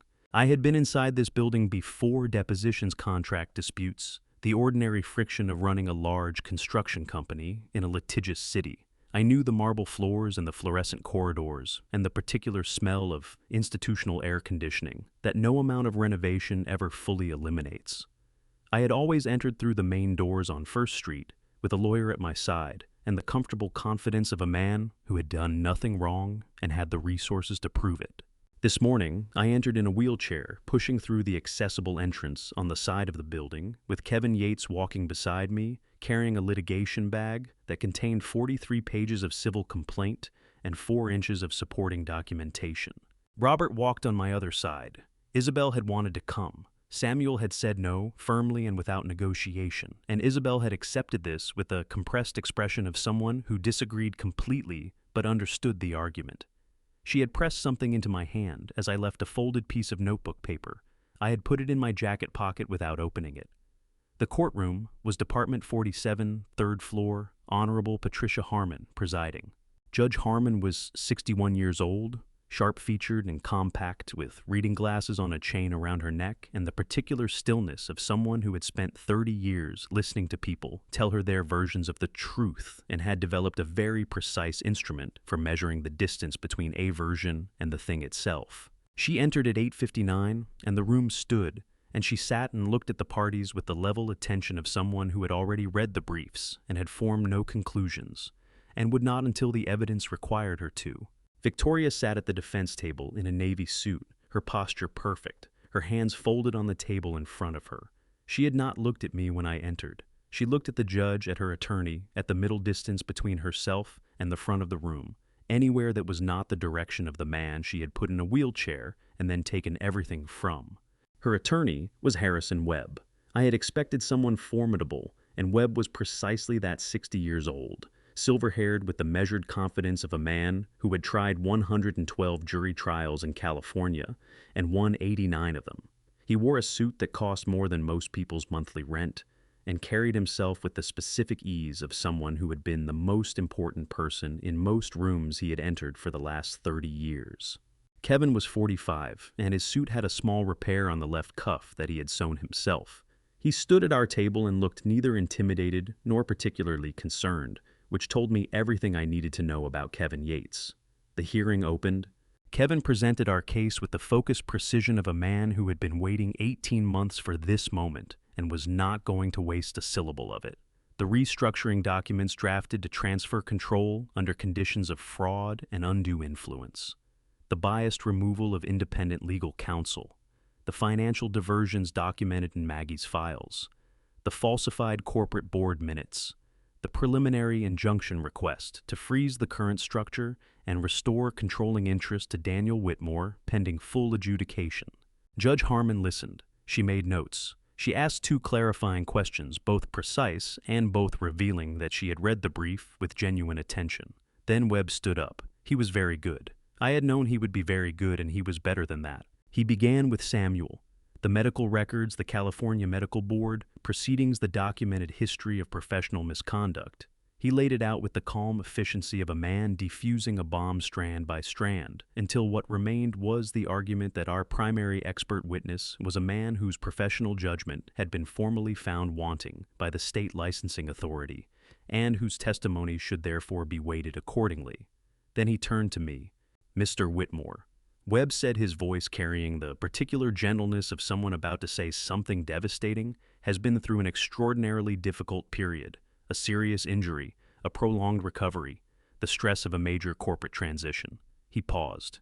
It is the position of the defense that the documents in question were executed by Mr. Whitmore during a period when his capacity for fully informed decision-making was significantly compromised by his medical condition, and that the individuals now advising him to pursue this litigation have taken advantage of that same vulnerability for their own purposes. The room was very quiet. He was saying I was confused, that I had been manipulated, that the man sitting in the wheelchair at the plaintiff's table was not a person who had been robbed, but a person who had been convinced he had been robbed by people with unclear motivations. He was very, very good. Kevin objected 3 times during Webb's presentation. Harmon sustained 2 of them. The third she let stand, with a look that suggested she was reserving judgment on the underlying point. At 12:40, Judge Harmon called the recess. "Court will resume tomorrow morning at 9, she said, gathering her notes. "I want additional briefing on the capacity question from both parties by 8 a.m. Mr. Webb, Mr. Yates in my chambers in 10 minutes. She left. The room began to move around me, clerks, attorneys, the ambient machinery of a courthouse returning to motion. Victoria stood, said something brief and quiet to Webb, and turned toward the exit. She passed within 6 feet of my table. For the first time since I had entered the courtroom, she looked at me. It lasted perhaps 2 seconds. Her face was composed and controlled, and almost entirely unreadable, almost except for the very slight upward movement at the corner of her mouth. That was not quite a smile, but was close enough to one that I understood exactly what it meant. She thought she had won. Kevin sat down beside me and leaned close. "Tomorrow morning," he said quietly, his voice carrying the specific steadiness of someone who is not as calm as they appear and is choosing to appear calm anyway. "Samuel takes the stand, and then Ethan. She doesn't know about Ethan yet." He paused. "Let her sleep well tonight, Daniel." I reached into my jacket pocket and unfolded the piece of notebook paper Isabel had given me that morning. 4 words written in the careful printing of a child who had learned to make each letter count. "You already did it." Samuel Vance walked into Department 47 at 8:58 in a white dress shirt that had been ironed with the kind of precision that takes time and intention. I noticed the shirt. I noticed it because 3 months ago, Samuel had been sitting in the corner of a homeless shelter in a flannel that had been washed too many times, reading a book he had already read, building walls with his silence. The white shirt was not vanity. It was a declaration. It said, "I remember who I am." He sat in the gallery beside Isabel, who had won the argument about coming this morning, with a single sentence delivered to her father at breakfast. "I was there at the beginning. I should be there for this." Samuel had looked at her for a long moment and then said fine in the voice of a man who knows when he has lost a negotiation and has the grace to accept it. Judge Harmon entered at 9 exactly. Kevin stood. "Your Honor, the plaintiff calls Dr. Samuel Vance." Samuel rose and walked to the witness stand. He moved with the measured steadiness of someone who had decided somewhere between the shelter and this courtroom that he was not going to let his hands shake today. He took the oath. He sat down. He looked at Kevin and waited. Kevin led him through the medical analysis with careful, deliberate questions. The composition of Daniel's medications, the pharmacological mechanism by which long-term neuromuscular suppression would occur, the specific markers in Daniel's records that indicated interrupted recovery rather than permanent impairment. Samuel answered each question with the precise, unhurried clarity of a man for whom this material was not abstract. He had lived inside this knowledge for 30 years. He spoke it the way other people speak their native language, without searching for words, without hesitation, with the authority of complete fluency. Webb let him finish. Then he stood up, buttoned his jacket, and smiled the smile of a man holding a card he has been waiting to play. "Dr. Vance," he said, and the title landed with a specific weight, not respectful, not dismissive, but calculated, reminding the room of what came after it. "You no longer hold a valid medical license in the state of California. Is that correct?" "That is correct," Samuel said. "Your license was revoked following a formal proceeding before the California Medical Board, during which documented evidence of professional misconduct was presented and upheld."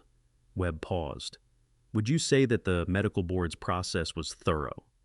"I would say it was thorough," Samuel said. "I would also say the evidence it relied upon was fabricated." "A claim you have made before," Webb said smoothly, "without success." "A claim I am making again," Samuel said, "in a different forum, with different evidence." Webb pivoted. "Your Honor, I would like to submit the complete California Medical Board proceeding record as Defense Exhibit 14, including the formal findings and the documentation supporting revocation." He handed the stack to the clerk. "Dr. Vance, the board found among other things that you had demonstrated impaired clinical judgment and had falsified patient records. Is that not what the official record states?" "That is what the official record states," Samuel said. "And you dispute that finding?" "I do." "On what basis?" Samuel looked at Webb with the direct, unhurried attention of a man who has been waiting 3 years for someone to ask him that exact question in a room where the answer could matter. "May I see the record?" Samuel asked. Webb hesitated a half-second, barely perceptible. Then he nodded to the clerk, who passed the exhibit to Samuel. Samuel opened it. He turned pages with the focused efficiency of a physician reading a chart, which is exactly what he was doing, except the chart was his own destruction, and he was reading it the way a forensic examiner reads a crime scene. The initial complaint is dated March 14th, Samuel said. It references a patient interaction on February 22nd. At the time of that alleged interaction, I was on scheduled leave. I can document this through hospital payroll records and a conference registration in San Diego that weekend. He turned a page. The signature on the primary clinical assessment, the one that forms the foundation of the misconduct finding, uses a signature block format that Cedars-Sinai changed in January of that year. The document is dated April, but it uses the pre-January format, which means it was either backdated or created using a template that predates the institutional change. He turned another page. The DSM diagnostic codes referenced in the psychological assessment use the DSM-4-TR classification system. The DSM-5 had been the clinical standard for 2 years at the time this document purports to have been written. No practicing clinician in 2015 would have used DSM-4-TR codes in a formal assessment. It would be equivalent to filing a tax return using a form that had been discontinued. The courtroom was very quiet. Webb's smile had not moved, but something behind his eyes had shifted the specific recalibration of a man who has just realized the card he was holding is not the card he thought it was.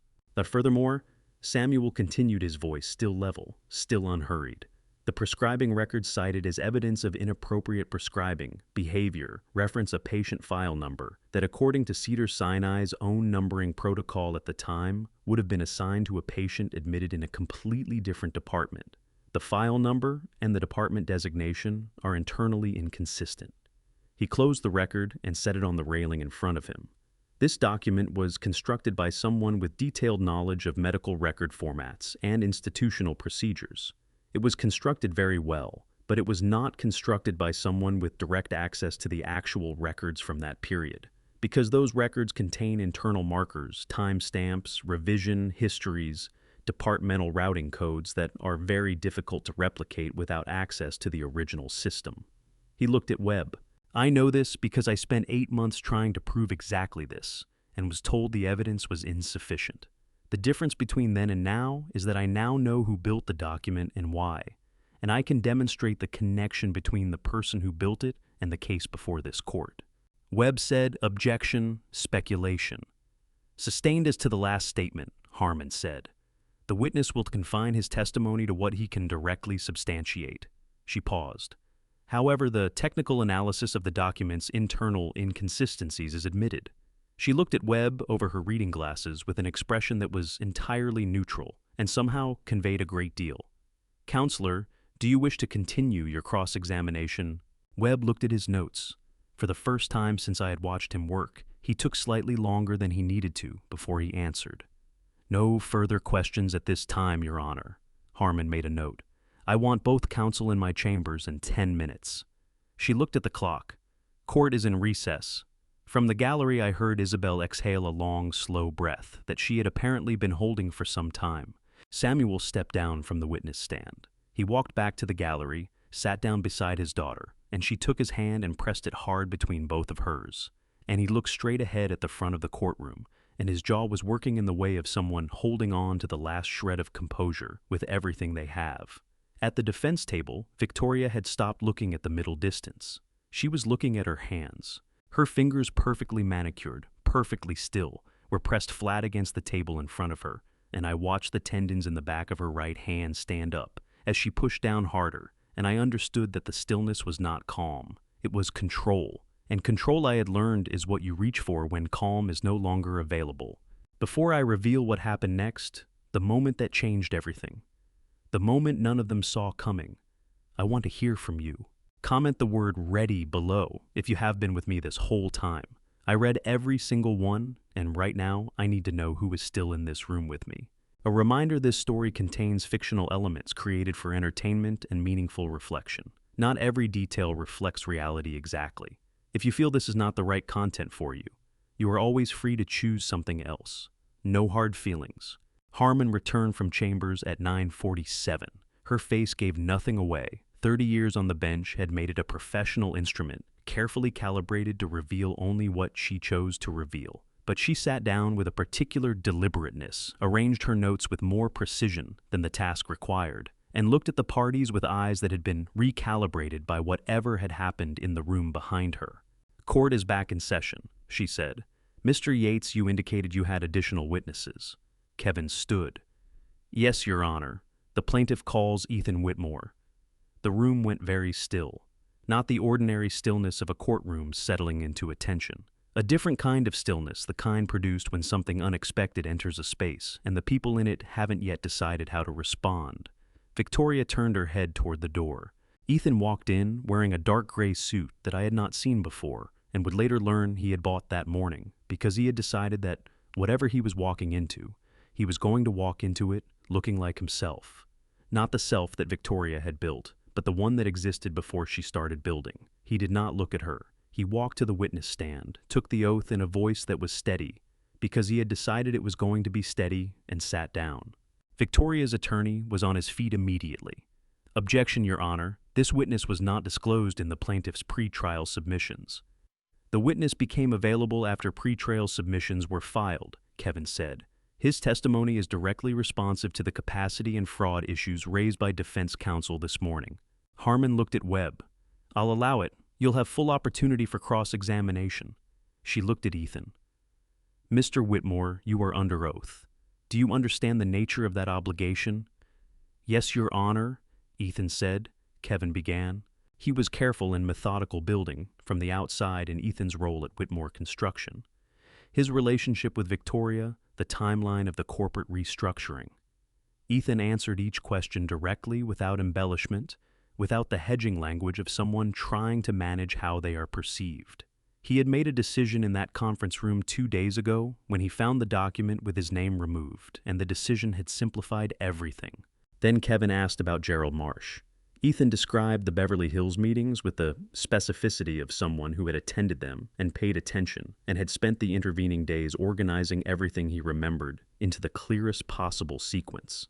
The monthly reservations, the cash arrangements, Victoria always present. The gradual exclusion of Ethan from the conversations as the scope expanded. He described the medication instructions, Victoria mentioning the prescription change as a fait accompli, the new physician, the improved protocol. Ethan's voice did not waver on this, but his right hand resting on the railing in front of him pressed down hard, and I watched his knuckles go pale and understood what that stillness was costing him. He described the payments to Holt, the PAC structures, the email threads he had been copied on, the calendar invitations from Marsh's assistant that still populated his shared calendar. Webb objected 14 times. Harmon sustained 4 of them. The other 10 she overruled with the focused efficiency of someone clearing a path through underbrush. Victoria had stopped looking anywhere, except directly at her attorney, and even that had a quality of effort to it. The specific effort of a person who cannot look at the thing they most need to not look at, and so must anchor themselves to something else with everything they have. Then Kevin asked, "Mr. Whitmore, were you aware at the time that these activities constituted federal crimes?" Ethan's jaw tightened. "No, I told myself they didn't. There is a difference." The courtroom absorbed that. Kevin said no further questions. Webb rose for cross-examination. He was very good, and he worked Ethan for 11 minutes, probing for inconsistency, for motive, for the appearance of a disgruntled family member seeking revenge rather than a witness seeking truth. Ethan held. He answered what was asked, didn't answer what wasn't, and when Webb suggested his cooperation with federal investigators was evidence of a deal that had compromised his testimony, Ethan looked at him and said, "I cooperated because what was done was wrong. The sequence matters." Webb sat down. The door at the back of the courtroom opened. Diana Reyes entered in a dark blazer, moving with the specific purposeful efficiency that I had come to recognize as her operating mode. Behind her were 2 men I had not seen before, both in suits, both carrying themselves in the particular way of people who have federal authority and are accustomed to using it. She walked to the clerk's table and placed a document face down on it. "Your Honor," she said, "I am Special Agent Diana Reyes of the FBI's Los Angeles Field Office. I have federal arrest warrants for Gerald Marsh and Congressman Richard Holt, issued this morning by the United States District Court for the Central District of California. I also have a warrant for the arrest of Victoria Whitmore on charges including wire fraud, money laundering, and conspiracy. She paused. I apologize for the disruption to these proceedings. Harmon looked at the warrants. She looked at them for a long moment, her face professionally still, and then she looked up at the room with the expression of a judge who has just understood that the case before her is considerably larger than the case she thought she was hearing this morning. Victoria's chair scraped back. Webb's hand went to her arm immediately, a firm, practiced gesture, the physical equivalent of don't. Victoria sat back down. Her face had gone the specific white of someone whose blood has redirected itself to somewhere more essential, and for the first time since I had known her, the architecture of control that she maintained with such precision had developed visible cracks. Your Honor, Webb said, I must request a recess to confer with my client regarding— Request denied, Harmon said, with the calm finality of someone who has decided something and is not going to be redirected. She looked at Reyes. Agent Reyes, you may execute the federal warrants. I would ask that you do so in an orderly manner. From a phone at the prosecution table, a message arrived Robert's contact at the building, a single line. They just took Marsh from the third-floor lobby. And then another 40 seconds later, from a number I recognized as Reyes's assistant, Holt in custody. LAX Gate C14. I sat at the plaintiff's table and felt something move through me that was not triumph and not relief, and was not any single emotion, but all of them compressed together into something that had no name, something that felt like the specific moment when a structure that has been under load for a very long time finally finds its foundation again. Ethan was still on the witness stand. He was looking at Victoria. She was looking back at him. Now she had no choice. There was nowhere else to look that wasn't worse. And what passed between them in those few seconds, I cannot fully describe because it was not mine to fully know. It was between a man and the person he had mistaken for a partner and a future and a life, looking at each other across a courtroom, while federal agents moved around them both. Ethan's face was not angry. It was something harder than anger and quieter than grief, and more final than either. He looked away first. Not because he lost, because he was done. I left the wheelchair in Robert's car, not as a statement, not as theater. I left it because Samuel had looked at me the night before, after my evening session, and said quietly and without ceremony, "Tomorrow you don't need it." And I had looked at him, and he had looked back at me, with the direct, unambiguous certainty of a physician who has been watching a body find its way back to itself for 6 weeks, and knows with clinical precision exactly what it can do. So I left it in the car. Robert walked on my left. Isabel walked on my right. Samuel walked behind us, and I did not look back at him, because I knew if I looked back at him, I would lose the particular quality of focus I needed to get up the courthouse steps without stopping. I got up the courthouse steps without stopping. The cane helped. The railing helped more. But I made it through the accessible entrance and down the marble corridor of Stanley Moss Courthouse, and into the elevator and out again on the 3rd floor. And when I walked through the doors of Department 47 at 8:52 in the morning, the bailiff who had watched me arrive in a wheelchair the day before looked up from his desk and went very still. I did not rush. I walked to the plaintiff's table at the pace my body allowed, which was slow and deliberate and cost me something. And I sat down next to Kevin and put the cane against the table and folded my hands and waited. Victoria was already at the defense table. She looked at me the moment I entered. I know because I felt it the specific quality of attention of someone who is trying very hard to understand what they are seeing and cannot make it compute. She had built her entire architecture on a man in a wheelchair. The wheelchair was gone. I did not look at her. I looked at the front of the courtroom and waited for Judge Harmon. Harmon entered at 9 exactly. She sat. She looked at the parties. Then she looked at me, at the cane against the table, at the absence of the wheelchair, at the man sitting where yesterday a different version of the same man had sat. And something moved behind her eyes that she did not allow to reach her face, but I saw it anyway. She opened her notes.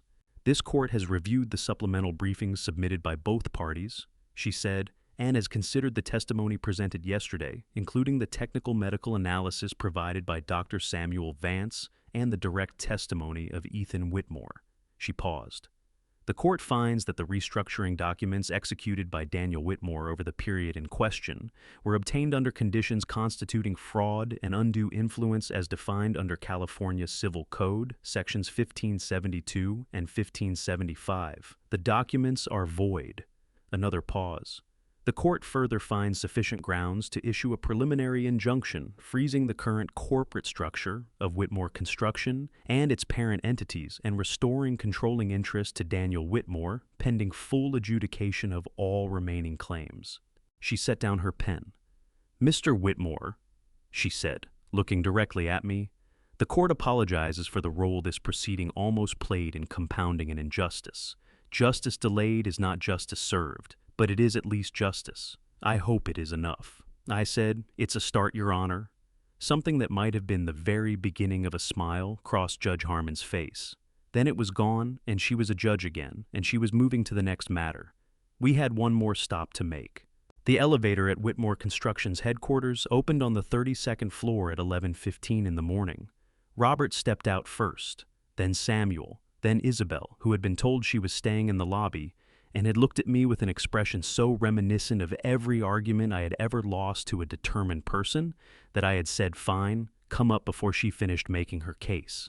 I stepped out last. I walked down the corridor. I had walked 1,000 times past the photographs of completed projects that lined the walls past the conference rooms, where I had made decisions that had built something real out of concrete and steel in 40 years of showing up, and I pushed open the door to the 32nd floor boardroom. Victoria was there. She was sitting at the head of the table, my chair, the chair I had sat in for 20 years, with papers in front of her and a pen in her hand. And when the door opened, she looked up with the automatic authority of someone who expected to control whatever entered her space. She saw me. The pen stopped moving. I walked across the boardroom toward the table, each step deliberate, each step paid for. The room was very quiet, the particular quiet of a space that understands something significant is happening and has the decency to be still for it. I set the folder on the table in front of her. The complete record, Maggie's financial documentation, Kevin's legal analysis, Samuel's medical findings, Ethan's testimony, transcript, the FBI warrant documentation, the court's preliminary injunction. "It's over, Victoria," I said. She looked at the folder. She looked at my face. She looked at the door behind me, where Robert and Samuel and Isabel stood, and at the 2 federal agents who had followed us up from the lobby. For a moment, just a moment, I saw something cross her face that I had never seen there before. Not fear exactly, something older than fear, the specific expression of a person who has built something enormous and complex and has just understood completely and finally that it has come down. Then the agents moved forward, and the moment was gone, and Victoria Whitmore stood up very straight and held out her wrists with the composed precision of someone who had decided that if this was how it ended, she was going to end it on her feet. I turned away before the cuffs closed. Ethan was standing in the corner of the room. I had not seen him come in. He was wearing yesterday's suit, and his eyes were very tired, and he was looking at the floor in the specific way of someone who cannot look up yet, but is working toward it. I walked over to him. Slowly. The boardroom was large enough that it took time. I put my hand on my son's shoulder. He flinched not away but inward, the flinch of someone bracing for something, and then understood that nothing was coming and went very still. "Dad," he said in a voice so stripped of everything that there was almost nothing left to it. "I don't know how to." "You don't have to," I said.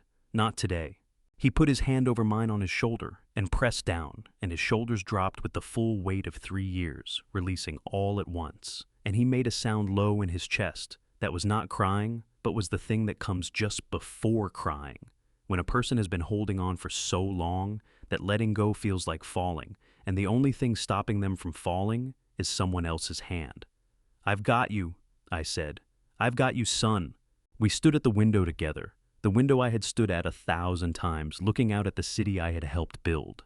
Los Angeles spread out below us, enormous and indifferent and entirely beautiful, in the way of things that don't need your approval to be what they are. Neither of us spoke for a long time. We didn't need to. Behind us, the room was moving agents, lawyers, the administrative machinery of consequence doing what it does. And in the doorway, Isabel Vance stood watching the 2 of us at the window, and when I glanced back at her, she was not smiling exactly. But her face had that quality, it got sometimes open and still and certain, the face of someone who had known how this was going to go, before any of the rest of us did. She caught my eye, gave me one small, firm nod. I turned back to the window. Outside, Los Angeles caught the February light and held it. 5 months later, I walked into the Whitmore construction headquarters at 7 in the morning without a cane. Not because I had forgotten it, because I no longer needed it. 5 months is not a long time, but it is long enough if you show up every single day. Samuel had connected me with a physical therapist at a clinic in Pasadena, a woman named Dr. Carol Briggs, who specialized in neuromuscular recovery, and who had looked at my intake assessment, looked at me and said, 2.5 years of suppression means 2.5 years of muscle memory we have to rebuild. This will not be comfortable and it will not be fast, but your nervous system is intact. That changes everything. She had not been wrong about any of it. 6 days a week, 2 hours a session. The kind of pain that tells you something is waking up rather than breaking down. The lobby security guard, a man named Pete, who had worked the morning shift for 11 years and had seen me arrive in a wheelchair and had never once said anything about it. Beyond good morning, Mr. Whitmore looked up when I came through the door and said, "Welcome back, sir." Just that. 2 words carrying everything that didn't need to be said. "Good morning, Pete," I said. "Good to be back." The federal proceedings had moved with the particular momentum of cases where the evidence is comprehensive and the defendants have run out of places to hide. Victoria faced charges of wire fraud, money laundering conspiracy, and one count the prosecutor had described to Kevin as the one that would follow her longest, the medical fraud, the deliberate interference with another person's recovery for personal gain. Gerald Marsh was extradited and arraigned in both California and New York. Congressman Holt resigned from office on a Tuesday morning and was indicted by Friday afternoon. Ethan had cooperated fully. His cooperation agreement protected him from criminal prosecution. What it could not protect him from was the knowledge of what he had done, which I suspected would take considerably longer to work through than any legal proceeding. He had called me every Sunday since February. The calls were getting longer. Samuel Vance received formal notification from the California Medical Board 6 weeks after the court's findings were submitted. His case had been reopened for full review. The process would take time. These things always did. But the notification used the word reinstatement in its second paragraph, and when Samuel read it, he had to sit down. And Isabel had made him tea and sat beside him without saying anything, because she understood, as she understood most things, exactly what the moment required. Cedars-Sinai had sent a letter the following week. Samuel had not opened it yet. He said he wasn't ready. I told him it would be there when he was. The Isabel Vance Foundation was incorporated on the 14th of June. The founding board included Robert Caldwell, Kevin Yates, and a woman named Maggie Torres, who had agreed to serve as treasurer with an efficiency that suggested she had been waiting for someone to ask her to do something useful for quite some time. The foundation's first grant went to the East LA Community Shelter. I went back on a Thursday morning in July, the day before the foundation's public announcement. I went alone, which Robert argued against, and I overruled, because some things need to be done without an audience. Isabel was sitting in the alcove where her father used to read, the same east-facing window, the same morning light. She had a book open in her lap, and she looked up when she heard my footsteps, and her face did the thing it sometimes did. Opened up completely, no walls, no calculation. Just the pure, unguarded expression of someone genuinely glad to see you. "You walked here," she said. "It's 6 blocks," I said. "You walked here," she said again, like the fact of it was worth saying twice. I sat down in the chair across from her. The same cracked plastic chair. The same wool blanket smell. Through the window, I could see a narrow slice of the downtown skyline, and if I looked at exactly the right angle, I could see the top of the Whitmore building catching the morning sun. "Isabel," I said, "I have something to tell you." I told her about the foundation. I told her what it was for, and what it would do, and whose name it carried, and why. She listened without interrupting, which was unusual for her, and when I finished, she was quiet for a moment, genuinely quiet. Not the quiet of someone thinking of what to say next, but the quiet of someone sitting with something that has moved them and is taking the time to let it land. Then she said, "You didn't have to do that." "I know," I said. "My dad is going to cry," she said. "Probably," I said. "I might cry," she said, with the specific dignity of someone who considers this a significant admission. "That's allowed," I said. She looked at me for a moment with those eyes that had seen from the very first day something in me that I had stopped being able to see in myself. Then she reached across and put her hand over mine, the same gesture she had made at Robert's kitchen table 5 months ago, small and warm and entirely matter of fact. "You kept your promise," she said. "You made it easy," I said. "You showed me what to look for."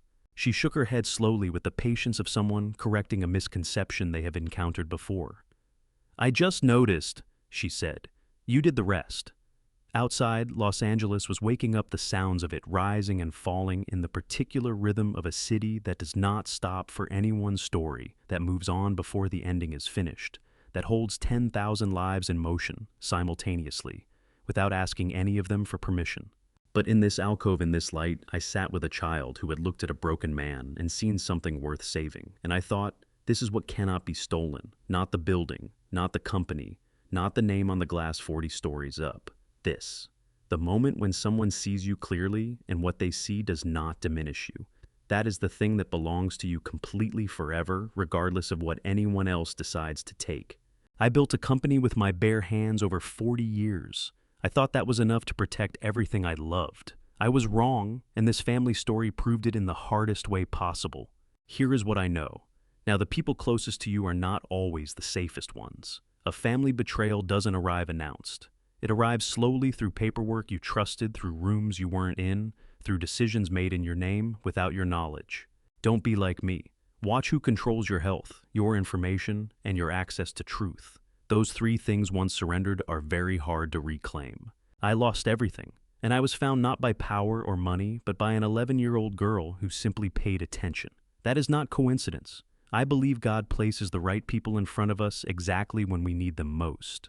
Every family story has a lesson buried inside the pain. Every family betrayal leaves behind a choice: stay down or stand up. I chose to stand up.